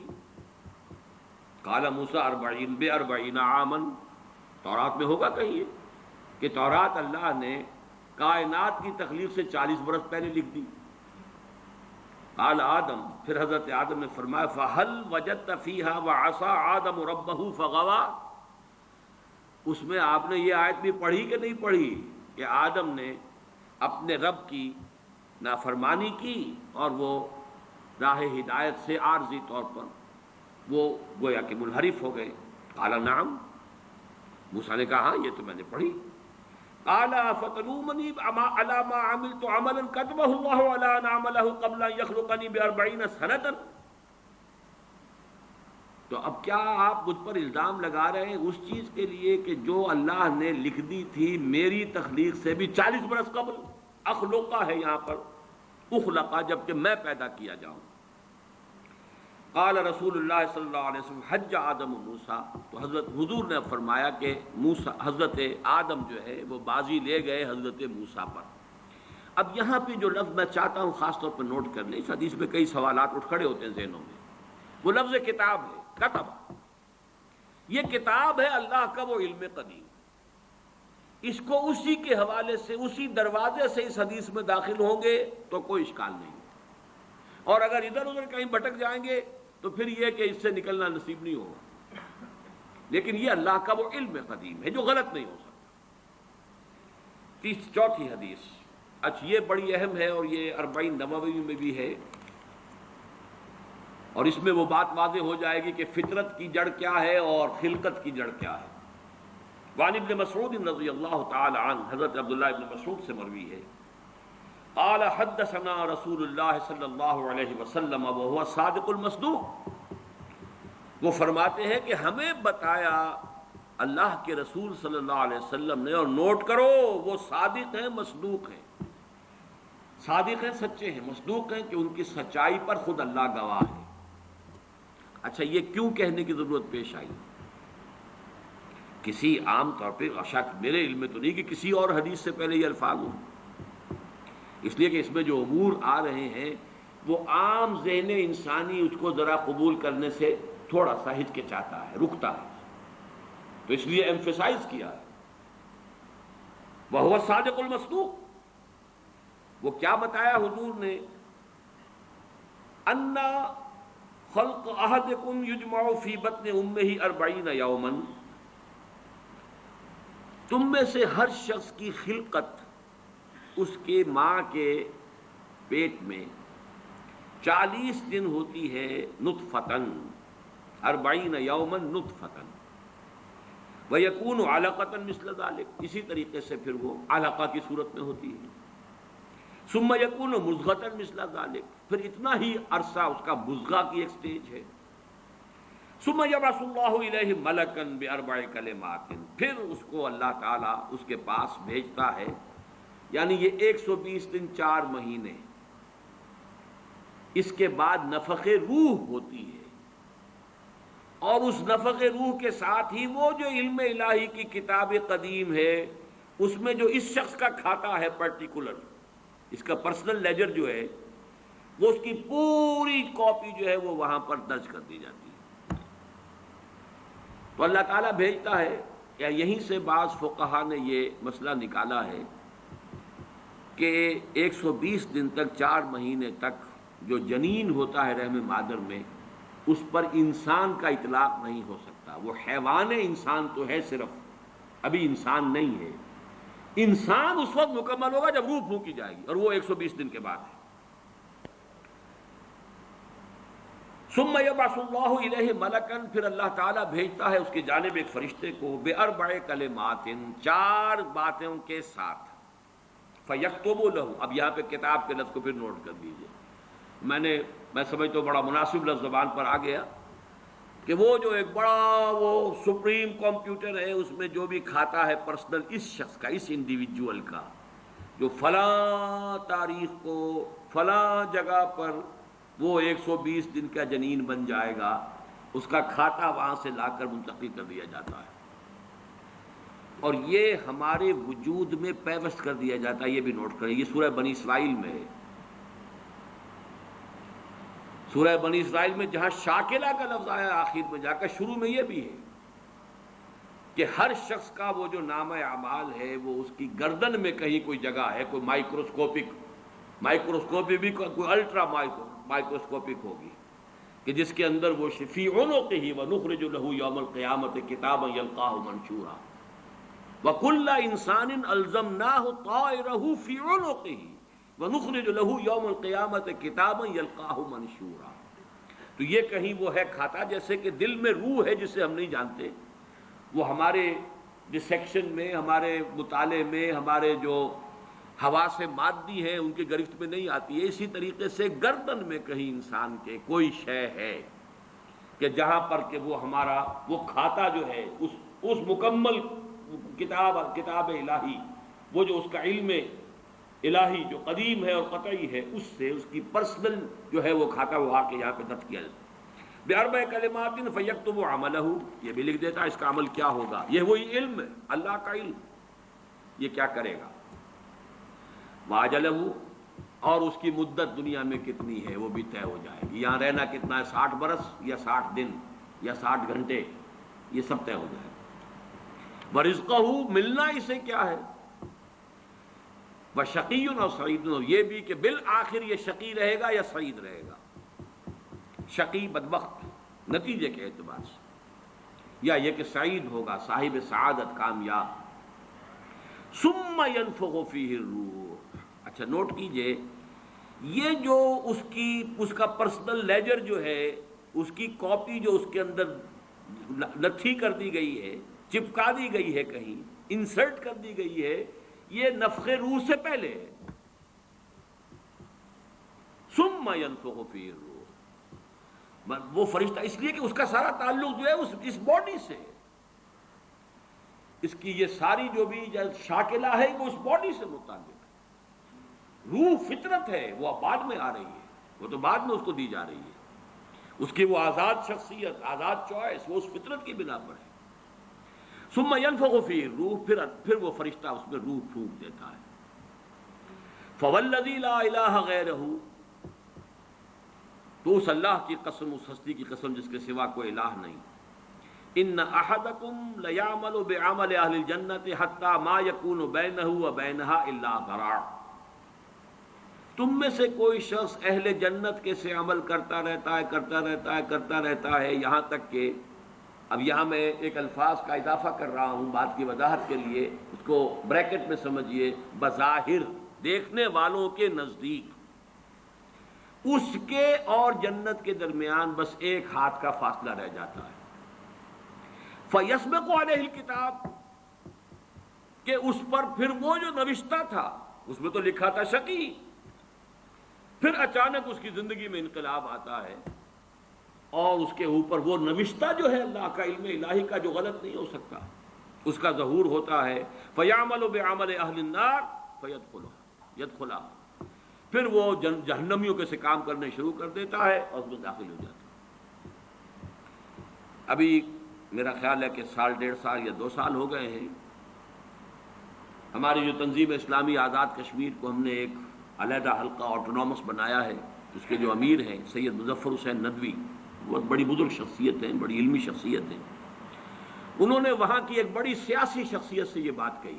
انہوں نے مجھے خود بتایا کہ کچھ لوگ تو ہوتے ہیں کہ جن کی جوانی اور اس کے بعد کے دن بڑے برے گزرتے ہیں آوارگی میں، پھر رفتہ رفتہ بڑھاپے کے آس پاس آ کے پھر وہ کچھ نیکی کی طرف مائل توبہ تلا کر کے پھر وہ کچھ اچھے راستے پہ آ جاتے ہیں۔ کچھ لوگ الٹے ہوتے ہیں کہ وہ پہلے بڑے نیک، بہت صالح، بہت اچھے، بہت محتاط، بہت متقی، لیکن یہ کہ آخری عمر میں آ کے تو ان کا حال جو ہے بدل جاتا ہے اور پھر وہ بالکل مختلف شخص بن جاتے ہیں، اور ان دوسروں میں سے آپ بھی ایک ہیں۔ اور یہ ایک بہت بڑی شخصیت آزاد کشمیر کی جن سے یہ کہا سید مظفر حسین ندوی، اس لیے کہ وہاں ان کا ایک بڑا اونچا مقام ہے، وہ تعلیمات دینی کا جو پورا محکمہ ہے اس کے بھی انچارج رہے ہیں، اور بھی ندوے کے فارغ التحصیل ہیں۔ مولانا علی میاں اور مولانا مسعود عالم ندوی مرحوم، ان دونوں کے نہایت چہیتے شاگرد ہیں۔ بہرحال یہ اسی طرح کا فینومینن ہے جو اس حدیث میں آ رہا ہے۔ وَإِنَّ أَحَدَكُمْ لَيَعْمَلُ بِعَمَلِ أَهْلِ النَّارِ، اور تم میں سے کسی شخص کا معاملہ یہ بھی ہو سکتا ہے کہ وہ عمل کرتا ہے اور کرتا رہتا ہے جہنمیوں کے سے، حتیٰ ما یکون بینہ و بینہا الا ذراع، یہاں تک کہ اس کے اور جہنم کے درمیان دیکھنے والوں کو نظر یہ آ رہا ہے کہ یہ تو اب پاؤں لٹکائے بیٹھا ہے گور میں اور ابھی تک اس کے لچھن بدلے نہیں ہیں۔ فیسبق علیہ الکتاب، لیکن وہ نوشتہ اللہ کا، وہ جو ایک علم خدا بندی کے اعتبار سے وہ تو شقی تھا یا سعید تھا۔ فیعمل بعمل اہل الجنۃ فیدخلھا، تو وہ اب اہل جنت کے سے کام کرتا ہے اور جنت میں داخل ہو جاتا ہے۔ یہی حدیث جو ہے آگے چل کر اسی مضمون کی حدیث نمبر 17 میں بھی آئے گی، اسی مجموعے کے اندر، اگر ہم وہاں تک پہنچ گئے۔ اب یہ حدیث جو ہے اس اعتبار سے متفق علیہ، پہلی حدیث آئی ہے متفق علیہ اس باب میں۔ پہلی 3 حدیثیں جو ہے وہ 3 پڑھی ہیں، کتنی پڑھی ہم نے پہلے؟ 1 2 3، یہ چوتھی حدیث ہے اور یہ ہے متفق علیہ۔ باقی 3 کی 3 صرف صحیح مسلم کی تھی، اور بڑی عظیم حدیث ہے، بہت عظیم حدیث۔ ایک تو فطرت اور جبلت یہاں واضح ہو گئی، ایک سرشتے خلقت ہے انسان کی، ایک فطرت ہے۔ فطرت ہے، اس کا تعلق اس کا روح ملکوتی سے ہے، وہ روح ہے۔ ثم ينفخ فيه الروح، روح پھونکتا ہے اس میں۔ اس سے پہلے 120 دن کا جو یہ جنین ہے، جو امبریو ہے اور وہ لیونگ ہے، اس کے اندر لائف کے تمام جو بھی اوصاف ہے وہ موجود ہے، وہ تو پہلے دن سے ہے۔ سپرمیٹوزوئن بھی اگر تھا تو وہ بھی زندہ تھا، متحرک تھا، فعال تھا، اور اگر اوم تھا ماں کی طرف سے تو وہ بھی زندہ شے تھی، لیونگ ایک آرگنزم ہے۔ لہذا کوئی وقت بھی اس کے اوپر ایسا تو نہیں آیا، وہ تو حیات سے حیات چلی آ رہی ہے۔ وہ ماں کی حیات اور باپ کی حیات، ان دونوں سے مل کر حیات کا ایک سلسلہ جو ہے وہ شروع ہو گیا ہے۔ لیکن 120 دن کے بعد وہ مرحلہ آتا ہے، اس سے پہلے خلقت ہے صرف، اور اس خلقت سے تعلق ہے ان 4 چیزوں کا جس کا تعلق کتاب سے۔ یہ ہے گیون چیزیں اس کے لیے۔ البتہ یہ کہ اس کے بعد جب روح پھونکی گئی، یہ روح وہ ہے کہ جو اس کا اپنا چوائس ہے۔ اب دیکھیے، اگر کسی کی خلقت کے اندر بدی کے رجحانات بہت تھے، اس کی روح سٹرگل کر رہی ہے شاکلہ کے اندر، شاکلہ سے باہر نکل نہیں سکتی۔ Great resistance it has to overcome, کرتے یوں سمجھیے کہ جیسے دیمک جو ہے کسی چوکھٹ کو اندر سے کھا رہی ہے، ایک وقت آتا ہے کہ وہ اوپر ظاہر ہو جاتی ہے۔ تو اس کے اندر جو ہے خلقت میں اگر نیکی کا رجحان زیادہ تھا، لیکن اس کی اپنی چوائس بدی کی ہے، تو اسے سٹرگل کرنی پڑی ہے اپنی نیکی کو دبانے میں، اس وقت تک نیکی ظاہر ہو رہی ہے، لیکن بالآخر وہ کامیاب ہو جاتا ہے، اس لیے کہ وہ شقی تھا، اور آخر میں وہ دیمک جو ہے شقاوت کی وہ ظاہر ہو جاتی ہے۔ اگر بدی کے رجحانات اس کی خلقت میں زیادہ تھے گیون شاکلہ جو ہے وہ نیگیٹو زیادہ تھا، وہ کوشش کر رہا ہے. اب یہ سٹرگل جو ہے انسان کی شخصیت کے اندر ہو رہی ہے، اللہ جانتا ہے اس کو. دیکھنے والوں کو تو یہ نظر آئے گا وہی کام کر رہا ہے یہ جو پہلے 10 سال پہلے کر رہا تھا، آج بھی وہی کر رہا ہے. انہیں نظر نہیں آئے گا کہ اس نے کتنی محنت کی ہے، کتنی بار گرا ہے پھر اٹھا ہے، پھر گرا ہے پھر اٹھا ہے، کتنی مرتبہ جو ہے اوور پاور کیا ہے اسے اس کی اس خلقت نے اور شیطانی وساوس نے جو اس کو اور سپورٹ کر رہے ہیں. لیکن اس نے اپنی he has not given up his struggle، اس کے اندر لگا رہا ہے یہاں تک کہ بالآخر کامیاب ہو گئے. لیکن دیکھنے والوں کو جو نظر آئے گا اس کے اعتبار سے حدیث نے بات کو واضح کر دیا. کوئی اشکال نہیں، الحمدللہ میرے ذہن میں کوئی اشکال اس حدیث کے درجے میں باقی نہیں رہا. اب آگے چلیے 5ویں حدیث ہے. وعن سهل بن سعد رضی اللہ عنہ قال قال رسول اللہ صلی اللہ علیہ وسلم ان العبد ليعمل عمل اہل النار وانه من اہل الجنہ ويعمل عمل اہل الجنہ وانه من اہل النار وانما الاعمال بالخواتیم. آخری فیصلہ ہوگا اس کے اس آخری وقت کا جو معاملہ ہے اس کے اعتبار سے. اب جو اس کی وضاحت کی ضرورت نہیں، یہ بھی متفق علیہ ہے. 6 حدیث. وعن عائشہ رضی اللہ عنہا قالت دعی رسول اللہ صلی اللہ علیہ وسلم الى جنازت صبی من الانصار. حضرت ام المومنین حضرت عائشہ صدیقہ رضی اللہ تعالی عنہ فرماتی ہیں کہ حضور کو دعوت دی گئی، آپ سے درخواست کی گئی، انصار میں کسی بچے کا انتقال ہو گیا کہ آپ اس کی نماز جنازہ میں شرکت فرمائیں، پڑھائیں. فقلت یا رسول اللہ، میں نے عرض کیا اللہ کے رسول، یعنی اب اس میں یوں سمجھیے کہ جو چیز امپلائڈ ہے آپ خامخواہ یہ وقت لگائیں گے، جائیں گے، دعا کریں گے، آمد و رفت کی آپ کو مشقت جھیلنی پڑے گی. تو بالہذا یہ تو ایک بالکل ہی پاک وجود، کوئی اس نے برائی کمائی ہی نہیں، انفینسی میں یا چائلڈ ہوڈ میں اس کا انتقال ہو رہا ہے. تو بالہذا عصفور من عصافر الجنہ لم یعمل السوء. وہ تو جنت کی چڑیوں میں سے ایک چڑیا تھی، چلی گئی، اس نے کوئی کام کیا ہی نہیں. ولم یدرک ہو، نہ اس نے کوئی برا عمل کیا، نہ برے عمل کے قریب پھٹکا، اس کا ادراک بھی نہیں، اسے ابھی بدی کا کوئی شعور ہی نہیں تھا. فقال، اب حضور نے فرمایا او غیر ذالک یا عائشہ، ہے عائشہ کہیں ایسا تو نہیں کہ بات اس کے برعکس ہو. ان اللہ خلق للجنت اہلا، دیکھو اللہ تعالیٰ نے جو مخلوق پیدا کی ہے اپنے انجام کے اعتبار سے ان میں سے کچھ جو ہے وہ جنت کے لیے. خلقہم لہا وہم فی اصلاب آبائہم، اگرچہ وہ ابھی اپنے باپوں کی پیٹھوں میں صلب میں ہوتے ہیں تب بھی ان کے بارے میں علم خداوندی میں کچھ طے ہے.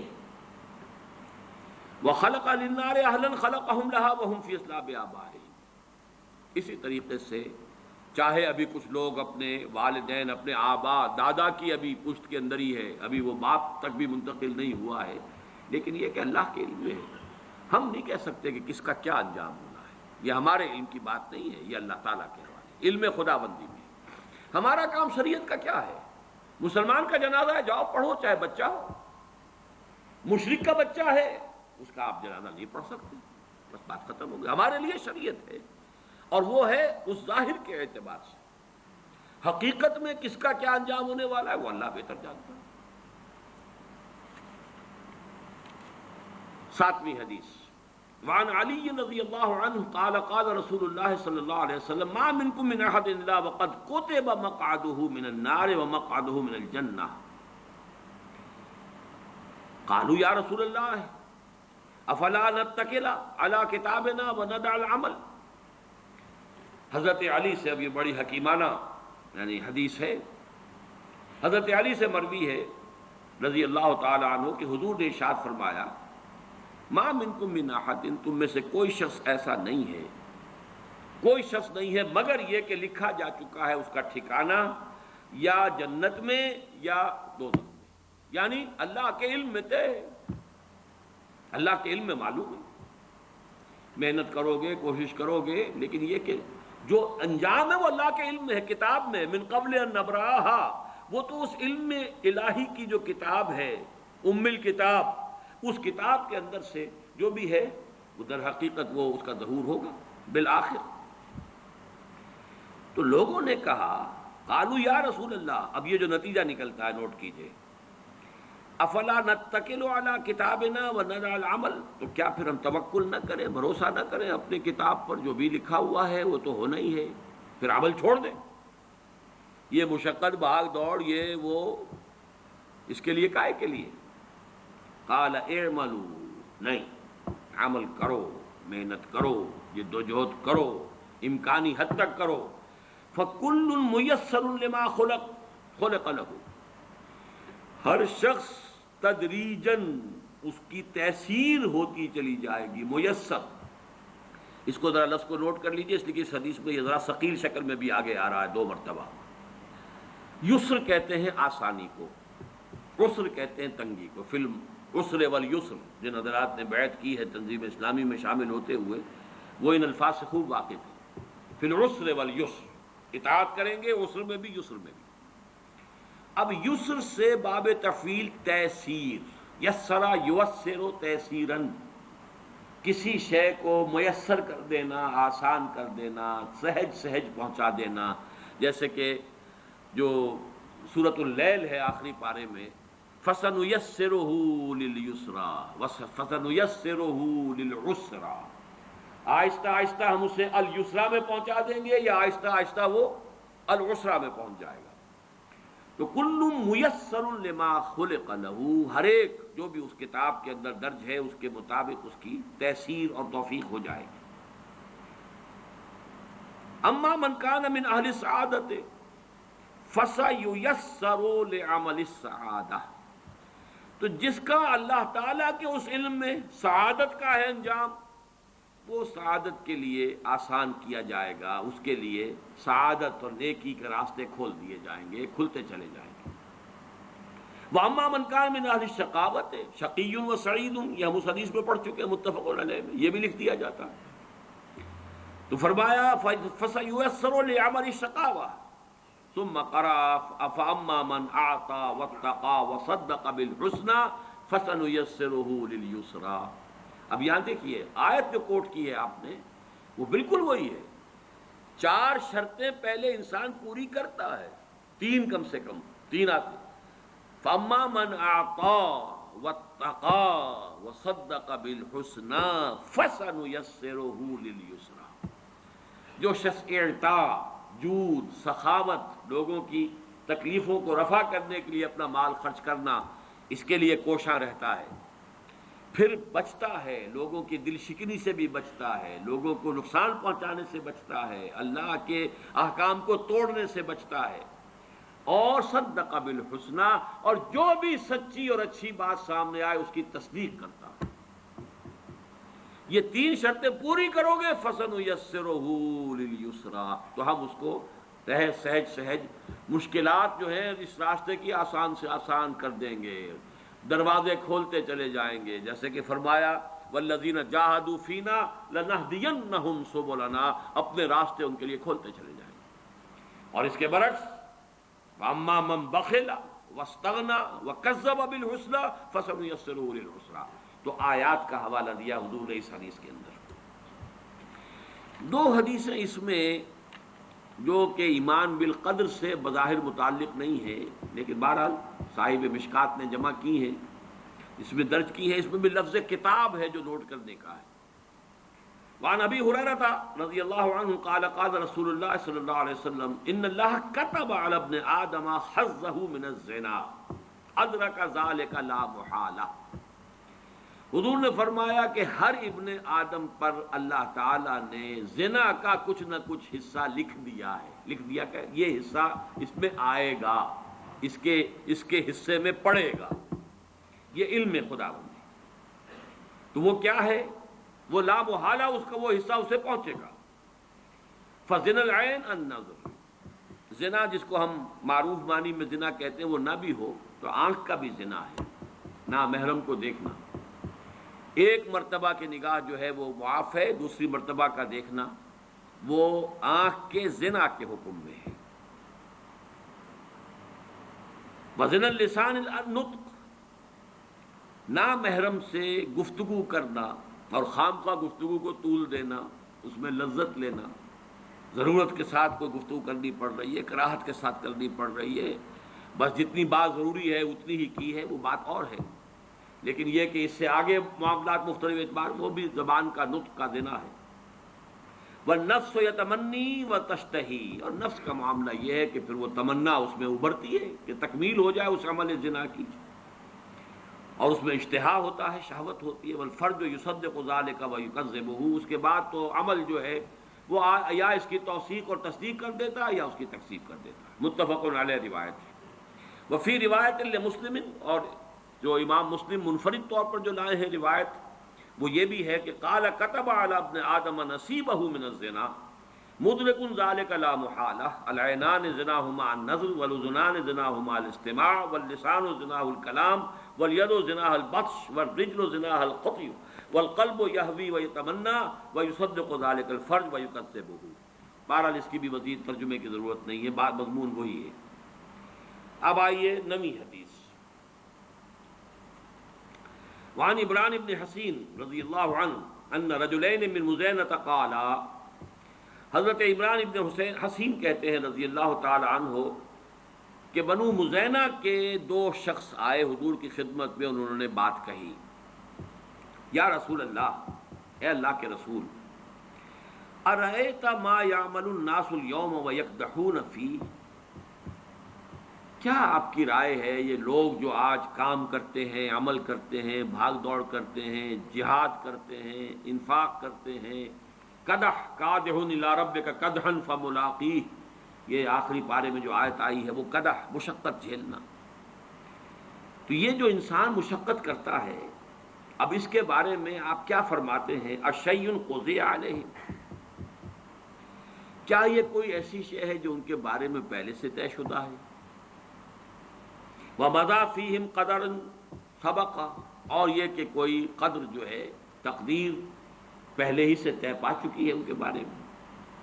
او فیما یستقبلون بہ مما اتاہم بہ نبیہم وثبتت الحجۃ علیہم، یا یہ کہ جو بھی مستقبل میں آنے والا ہے، جن میں کہ کوئی نبی ان کے پاس کوئی پیغام لے کر آتا ہے، ان پر حجت قائم ہو جاتی ہے، یہ چیزیں جو ہیں ان کا کیا آپس میں ربط اور تعلق ہے؟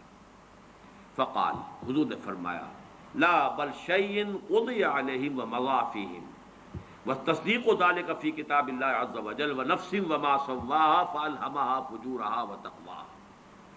حضور نے فرمایا، اور یہاں پر پھر میں کہوں گا کہ اس سے مراد صرف وہ علم الہی ہے کہ اس میں وہ شے طے شدہ ہے کہ کسی شخص کو کیا کرنا ہے، کیا کرے گا، لیکن اس سے اس کے آزاد ارادے اور اس کے چوائس کی نفی مطلق انفر کرنا درست نہیں ہے.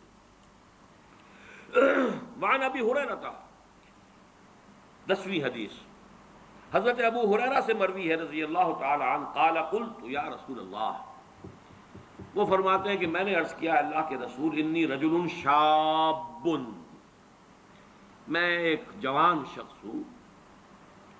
اور ظاہر بات ہے کہ اصحاب صفہ میں سے تھے، نکاح کرنا، گھر گرہستی یہ ان کے لیے ممکن ہی نہیں تھا. وَأَنَا أَخَافُ عَلَى نَفْسِ الْعَنَةَ، اور مجھے اپنے بارے میں خوف ہے، کہیں میرا قدم پھسل نہ جائے، کوئی غلط حرکت نہ کر بیٹھوں. آخر جوان انسان ہوں، جوان مرد ہوں، تو میری جو بھی طبیعت کا تقاضا ہے. وَلَا أَجِدُ مَا أَتَزَوَّجُ بِهِ النِّسَاءَ، میرے پاس تو کوئی وہ مال نہیں ہے، وہ وسائل نہیں ہے کہ میں نکاح کر سکوں.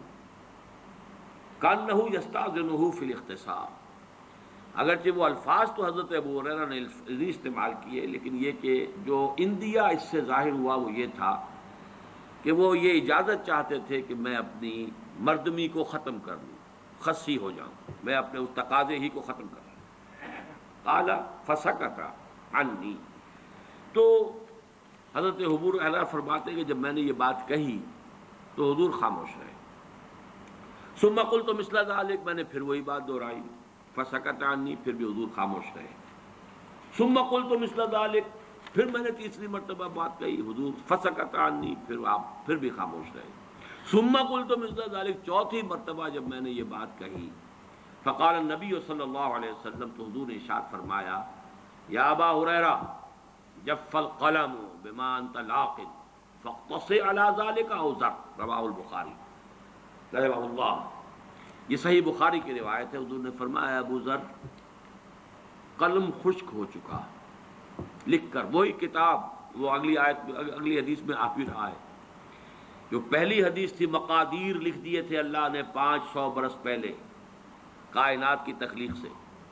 جف القلم، قلم لکھ کر خشک ہو چکا، بما انت لاق، جو بھی کچھ ہونا ہے وہ تو ہوگا۔ فاختص علی ذلک او ذر، اب یہ تمہاری مرضی ہے، تم چاہو جو کہنا چاہ رہے ہو وہ کرو یا نہ کرو۔ یعنی یہ کہ فرض کیجئے کہ تم نے یہ قدم اٹھا بھی لیا تو کوئی اور پرورشن کسی اور نوعیت کی، کوئی اور خرابی، اگر وہی ہے تو صرف یہ کہ آنکھ ہی کا زنا کرتے رہو گے۔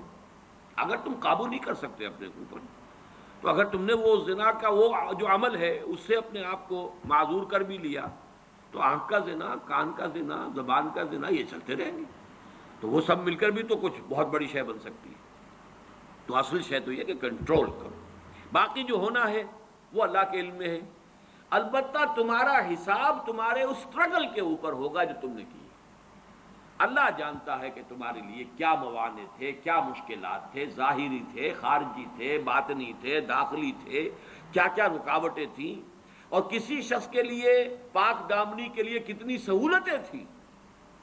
4 بیویاں رکھتے ہوئے بھی اگر کسی شخص نے زنا کیا تو معلوم ہوا کہ اس کی شقاوت جو ہے وہ اس انتہا کو پہنچ گئی کہ جس کے لیے کوئی اب عذر نہیں۔ لیکن یہ کہ ایک ایسا شخص جو ہے اس کا معاملہ کس درجے کے اندر وہ کس ضیق نفس کے اندر مبتلا ہے، اسٹرگل کرتا چلا جا رہا ہے، تو اللہ تعالیٰ اس کے حساب سے معاملہ طے کرے گا آخر کا۔ 16ویں حدیث، اب یہ یہاں سے شروع ہو گیا اس کا جو فصل ثانی ہے، اس مشکات المصابیح کا اس باب کی فصل ثانی۔ عن عبادہ بن صامت رضی اللہ عنہ قال قال رسول اللہ صلی اللہ علیہ وسلم ان اول ما خلق اللہ القلم فقال له اکتب قال ما اکتب قال اکتب القدر فكتب ما كان وما هو كائن الى الابد رواہ الترمذی وقال هذا حدیث غریب اسنادا۔ اب یہ دیکھیے امام ترمذی اس روایت کو لائے ہیں اپنی جامع میں، لیکن ساتھ ہی کہہ دیا ہے کہ یہ سند کے اعتبار سے غریب ہے، یعنی زیادہ معروف نہیں ہے، پہچان میں آنے والی نہیں ہے۔ غریب ان یہ حدیث کی اصطلاحات ہیں، میں اس کی بحث میں اس وقت نہیں جاتا، لے کیوں آئے سوچنے کی بات ہے۔ اس لیے کہ وہ پہلی جو حدیث ہم پڑھ چکے ہیں مضمون تو اسی کا ہے۔ پہلی حدیث اس لیے میں نے نوٹ کرایا تھا کہ 16ویں حدیث بھی اسی موضوع کی ہوگی۔ عن عبداللہ ابن عمرو بن العاص قال قال رسول اللہ صلی اللہ علیہ وسلم كتب اللہ مقادیر الخلائق قبل ان يخلق السماوات والارض ب50,000 سنة۔ آسمانوں اور زمین کی تخلیق سے 50,000 سال پہلے اللہ نے ساری مقادیر لکھ دی تھی۔ اب چونکہ اس حدیث نمبر 16 میں اگرچہ سند کے اعتبار سے غریب ہے، مضمون تو وہی آ رہا ہے، لہذا اس کو لے آئے ہیں، لیکن ساتھ ہی کہہ دیا سند کے اعتبار سے یہ غریب ہے۔ حضرت عبادہ ابن صامت فرماتے ہیں کہ اللہ تعالیٰ نے، کہ حضور نے ارشاد فرمایا کہ پہلی چیز جو اللہ نے پیدا فرمائی وہ قلم تھا۔ اب اس قلم سے مراد کوئی مادی قلم نہیں ہے، ابھی مادی کائنات کی تو ابتدا ہی نہیں ہوئی، جیسے کہ ہم نہیں جانتے عرش کی حقیقت کیا ہے، کرسی کی حقیقت کیا ہے، قلم کی حقیقت کیا ہے، اس اعتبار سے یہ ان متشابہات میں شامل ہوگا۔ فقال له اکتب، اور اللہ نے حکم دیا لکھو۔ قال ما اکتب، قلم نے سوال کیا کہ میں کیا لکھوں؟ قال اکتب القدر، اب قدر لکھ دو، مقادیر لکھ دو۔ وہاں مقادیر کا لفظ آیا ہے، یہاں قدر کا لفظ آیا ہے۔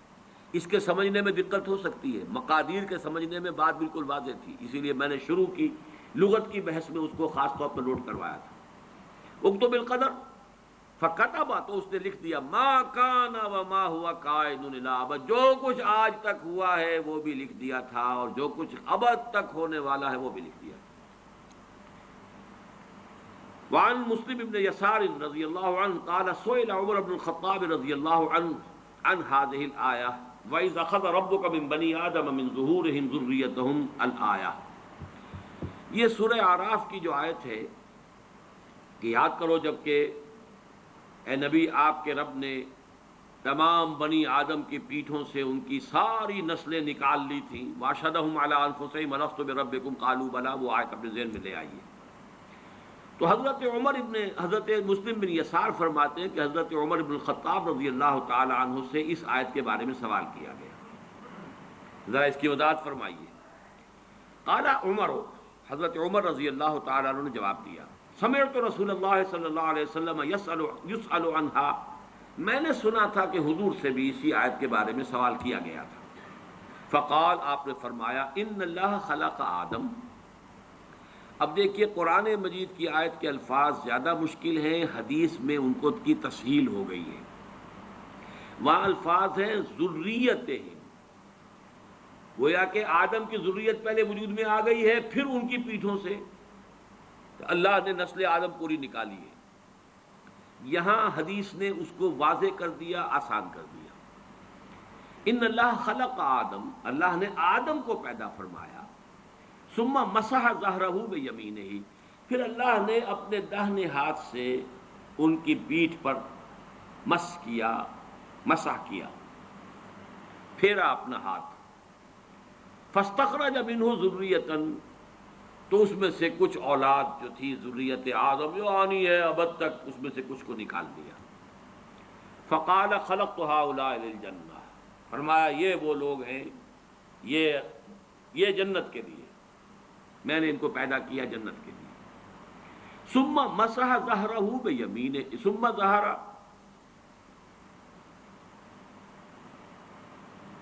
قال سمعت رسول اللہ صلی اللہ علیہ وسلم یسأل عنہا فقال ان اللہ خلق آدم ثم مسح ظہرہ بیمینہ فاستخرج منہ ذریۃ فقال خلقت ہؤلاء للجنہ وبعمل اہل الجنہ یعملون، یہ اہل جنت ہی کیسے عمل کریں گے. ثم مسح ظہرہ فاستخرج منہ ذریۃ، پھر دوبارہ ہاتھ پھیرا اور اولاد نکالی. فقال خلقت ہؤلاء للنار وبعمل اہل النار یعملون، یہ جہنمی ہے اور یہ جہنمیوں کے سے عمل کریں گے.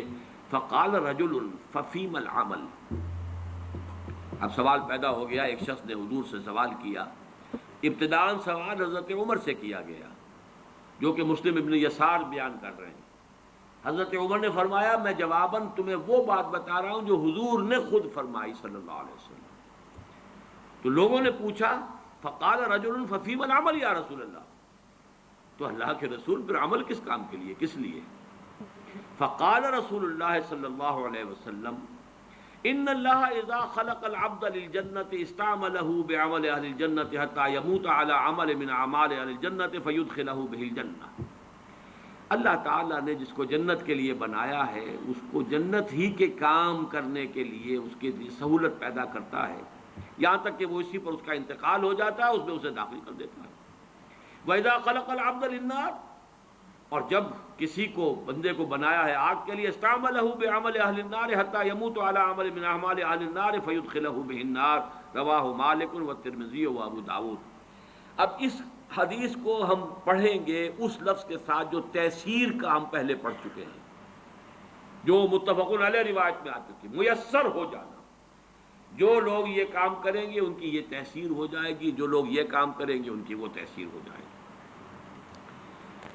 حدیث نمبر 18، وعن عبداللہ ابن عمرو رضی اللہ تعالی عنہما قال خرج رسول اللہ صلی اللہ علیہ وسلم فیہ وفی یدیہ کتابان.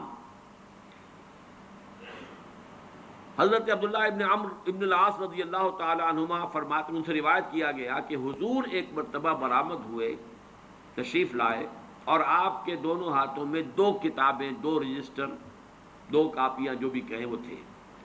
فقال اتدرون ما هذان الکتابان، تو حضور نے پوچھا صحابہ سے، جانتے ہو کہ یہ کیا ہے یہ رجسٹر؟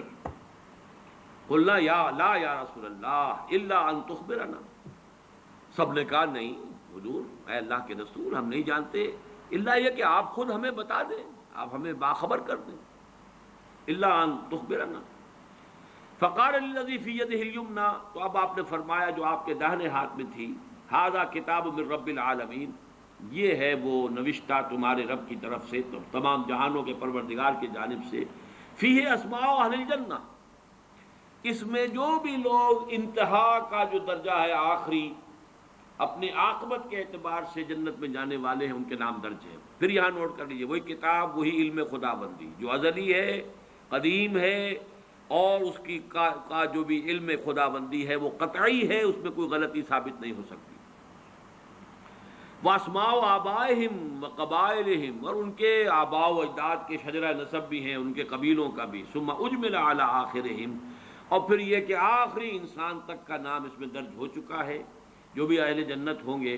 فلا یزاد فیہم ولا ینقص منہم ابدا، اب اس میں نہ کسی کا اضافہ ہوگا اور نہ کسی کی کمی ہوگی۔ ثم قال للذی فی شمالہ، اور پھر آپ نے فرمایا جو میرے بائیں ہاتھ میں ہے، ھذا کتاب من رب العالمین فی اسماء اہل النار، یہ ہے رب العالمین کی طرف سے وہ کتاب جس میں جہنمیوں کے نام درج ہیں۔ واسماءہم واسماء فیہ اسماء اہل النار واسماء آبائہم و قبائلہم، اور ان کے قبائل کے اور آباء و اجداد کے نام درج ہیں۔ ثم اجمل علی آخرہم، اور یہ بھی آخری جو انسان ہو سکتا ہے جو آئے گا نسل آدم میں سے، اس کی حد تک جو بھی تقسیم ہونی ہے اس کا درج ہو چکا، اندراج ہو چکا ہے۔ فلا یزاد فیہم ولا ینقص، اب نہ اس میں کوئی اضافہ ہوگا اور نہ کمی ہوگی ابدا۔ فقال اصحابہ، پھر حضور کے صحابہ نے سوال کیا، ففیم العمل یا رسول اللہ، ان کان امر قد فرغ منہ، یا قد فرغ منہ، یہ مجہول بھی ہو سکتا ہے اور معروف بھی ہو سکتا ہے۔ انہوں نے پوچھا کہ پھر یہ عمل ہم کس بات میں کریں، اگر یہ کوئی ایسا معاملہ ہے کہ جو جس سے فارغ ہوا جا چکا، جو طے ہو چکا علم الہی میں، اللہ کے فیصلے میں، مقدر کے اندر طے ہو گیا، یا اللہ تعالیٰ جس سے فارغ ہو چکا۔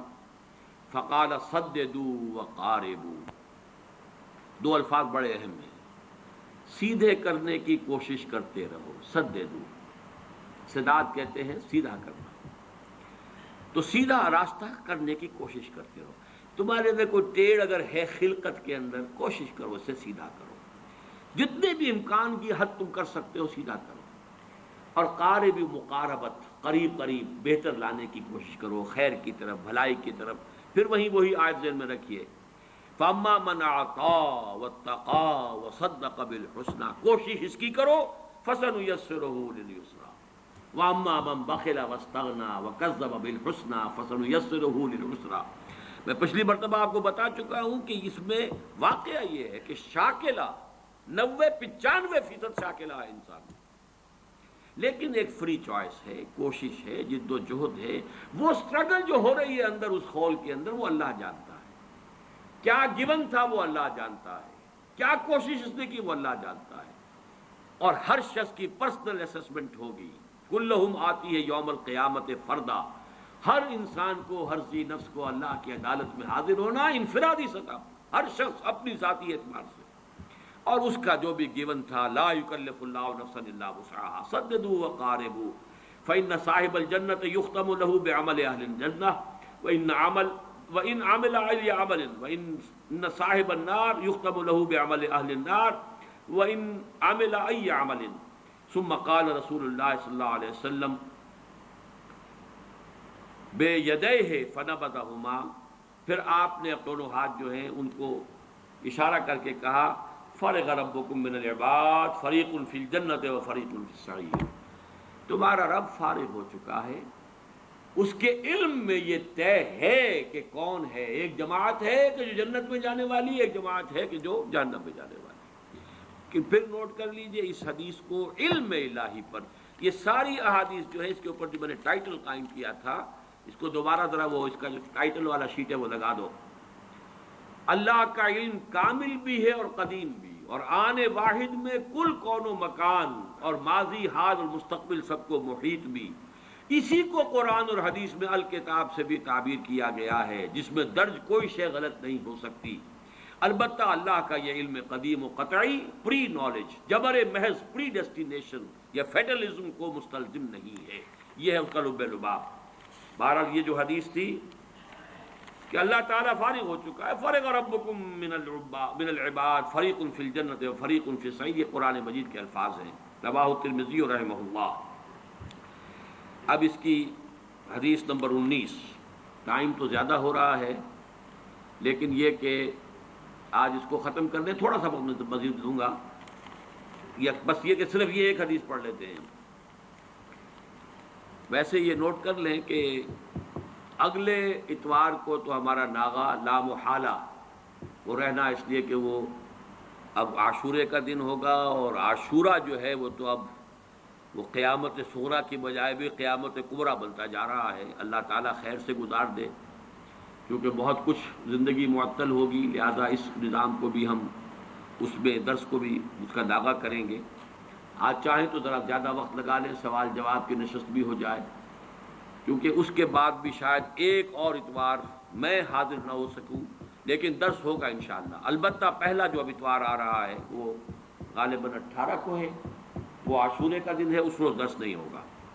تو اس کی کو تلافی آج کرنا چاہیں تو آپ کی مرضی ہے. وہ خدامہ رضی اللہ تعالیٰ عنہ سے مروی ہے، نبی ہے، وہ اپنے والد سے روایت کرتے ہیں. قال، وہ فرماتے ہیں، قلت یا رسول اللہ، میں نے کہا اے اللہ کے رسول، ارأیت رقن نسترقیہا ودوان نتداوا بہ وتقاتا نتقیہا هل ترد من قدر اللہ شیئا. بڑا تیکھا، بڑا ٹیڑھا سوال. میں نے اللہ کے رسول سے سوال کیا، اے اللہ کے رسول، ہم کچھ جھاڑ پھونک بھی کرواتے ہیں. یہ جھاڑ پھونک کا رواج تھا، اگرچہ حضور نے فرمایا ہے کہ میری امت کے 70,000 افراد وہ ہوں گے جو بغیر حساب کتاب کے جنت میں داخل ہوں گے، اور وہ متوکلون ہوں گے کہ جن کی پہلی صفت یہی ہے، لا یرقون ولا یسترقون، جھاڑ پھونک نہیں کرواتے. یسترقون لازمن ہے، لیکن یرقون کے بارے میں اختلاف ہے کہ جھاڑ پھونک نہیں کراتے. لیکن یہ کہ عام آدمی اس کو حرام قرار نہیں دیا حضور نے. تو وہ صحابی کہہ رہے ہیں، ارأیت رقن نسترقیہا، یہ جو جھاڑ پھونک ہم کرواتے ہیں، ودوان نتداوا بہ، اور دوا دارو جس سے کہ ہم اپنے امراض کا اور بیماریوں کا علاج کرنے کی کوشش کرتے ہیں، وتقاتا نتقیہا، اور یہ کہ کچھ حفاظتی بندوبست ہم کرتے ہیں اپنی جان کی حفاظت کے لیے. اب ایک حفاظت جو ہے وہ آج کل مجھ پر بھی ٹھونس دی گئی ہے. پرسوں جمعے کے روز اچانک پتہ نہیں کیا کھلبلی مچی، ایس پی صاحب بھی تشریف لائے، اور پھر ڈی ایس پی صاحب بھی آئے، اور 2 SHOs بھی آئے. کوئی افواہ اڑی ہوئی تھی شہر میں، کوئی خاص کوئی ہماری اکیڈمی کے بارے میں، واللہ عالم. میں نے تو کہا کہ کوئی مجھے تو نہ کوئی ٹیلی فون ایسا آیا ہے. بہرحال انہوں نے کہا کہ ہم چاہتے ہیں یہاں پہ کہ کوئی گارڈ جو ہے کھڑے کر دیں. میں نے کہا وہ آپ اپنا جو بھی فرائض ہے آپ ادا کیجئے، باقی مجھے کوئی ضرورت اس کی نہیں ہے. اور ویسے بھی کوئی گارڈ آج کی دنیا میں، وہ پہلے کبھی اگر گارڈز کی کوئی ہوتی بھی تھی، کوئی ان کی تاثیر یا ان کا کوئی نتیجہ یا فائدہ، وہ آج کی دنیا میں ختم ہو چکا ہے. بہرحال 5 وقت تو ہم مسجد میں ایکسپوز ہوتے ہیں پوری طریقے سے. تو اس حوالے سے، اور لیکن اگر یہ اللہ کو منظور ہے تو یہ تو کام وہ ہے جو حضرت عمر کے ساتھ ہوا، حضرت علی کے ساتھ ہوا رضی اللہ تعالیٰ عنہما. دونوں کا معاملہ مسجد میں جو ہے حملہ ہوا تھا. لیکن ایسی کوئی صورت ہے ہی نہیں میرے لیے اس وقت جہاں تک میرے علم میں. بہرحال ابھی گارڈز جو ہیں، جو بھی اہتمام ہو رہا ہے، یہ تیسرا کھاتا ہے جو ان صحابی نے بیان کیا. اور یہ چیزیں حضور کے ساتھ بھی تھیں، حضور پر بھی پہرا ہوتا تھا. حضور جب مدینے میں تشریف لے گئے ہیں تو وہاں پر بھی پہرا ہوتا تھا. حضرت ابو ایوب انصاری کے مکان پر صحابہ پہرا دیتے تھے.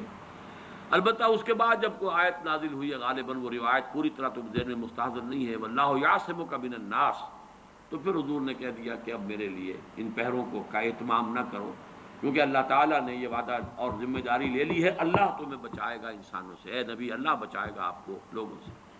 بہرحال یہ ضمانت جو ہے اور کسی کو تو نہیں ہے. تو انہوں نے یہ کہا، ارأیت رقن نسترقیہا، یہ جھاڑ پھونک جو ہم کرواتے ہیں، ودوان نتداوا بہ، دوا ہے ہم کرتے ہیں، اس بخار کے لیے یہ دوا ہے، فلاں کے لیے یہ دوا ہے، وتقاتا نتقیہا، اور یہ کہ کچھ چیزیں جو ہیں حفاظتی تدابیر ہم کرتے ہیں، حفاظت اور پہرے. اور هل ترد من قدر اللہ شیئا، کیا اس سے اللہ کی تقدیر میں کوئی تبدیلی، کوئی شے پھیری جا سکتی ہے، لوٹائی جا سکتی ہے؟ اب سوچئے کیا جواب. نبی اکرم صلی اللہ علیہ وسلم کا جواب کیا تھا؟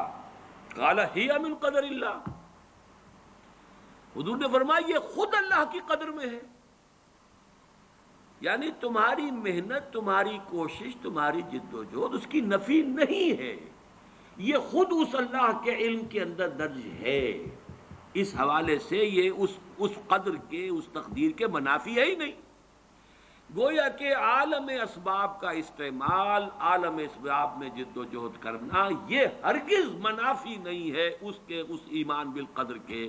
یہ گویا کہ لب لباب ہوا ان تمام احادیث کا، اور اسی پر میں آج کا یہ سلسلہ ختم کر رہا ہوں، اگرچہ اس باب کی کچھ احادیث ابھی باقی ہیں، لیکن میں یہ سمجھتا ہوں رواہ احمد و ترمذی و ابن ماجہ، یہ صحیحین کی روایت تو نہیں ہے لیکن مسند احمد ابن حنبل کا بہت اونچا مقام ہے، پھر جامع ترمذی میں بھی ہے، سنن ابن ماجہ میں بھی ہے۔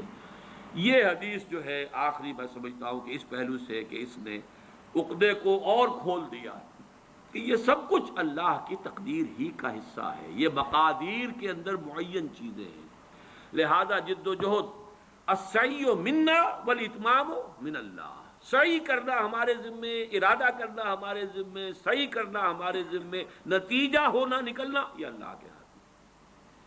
اقول قولی ھذا واستغفر اللہ لی ولکم ولسائر المسلمین والمسلمات۔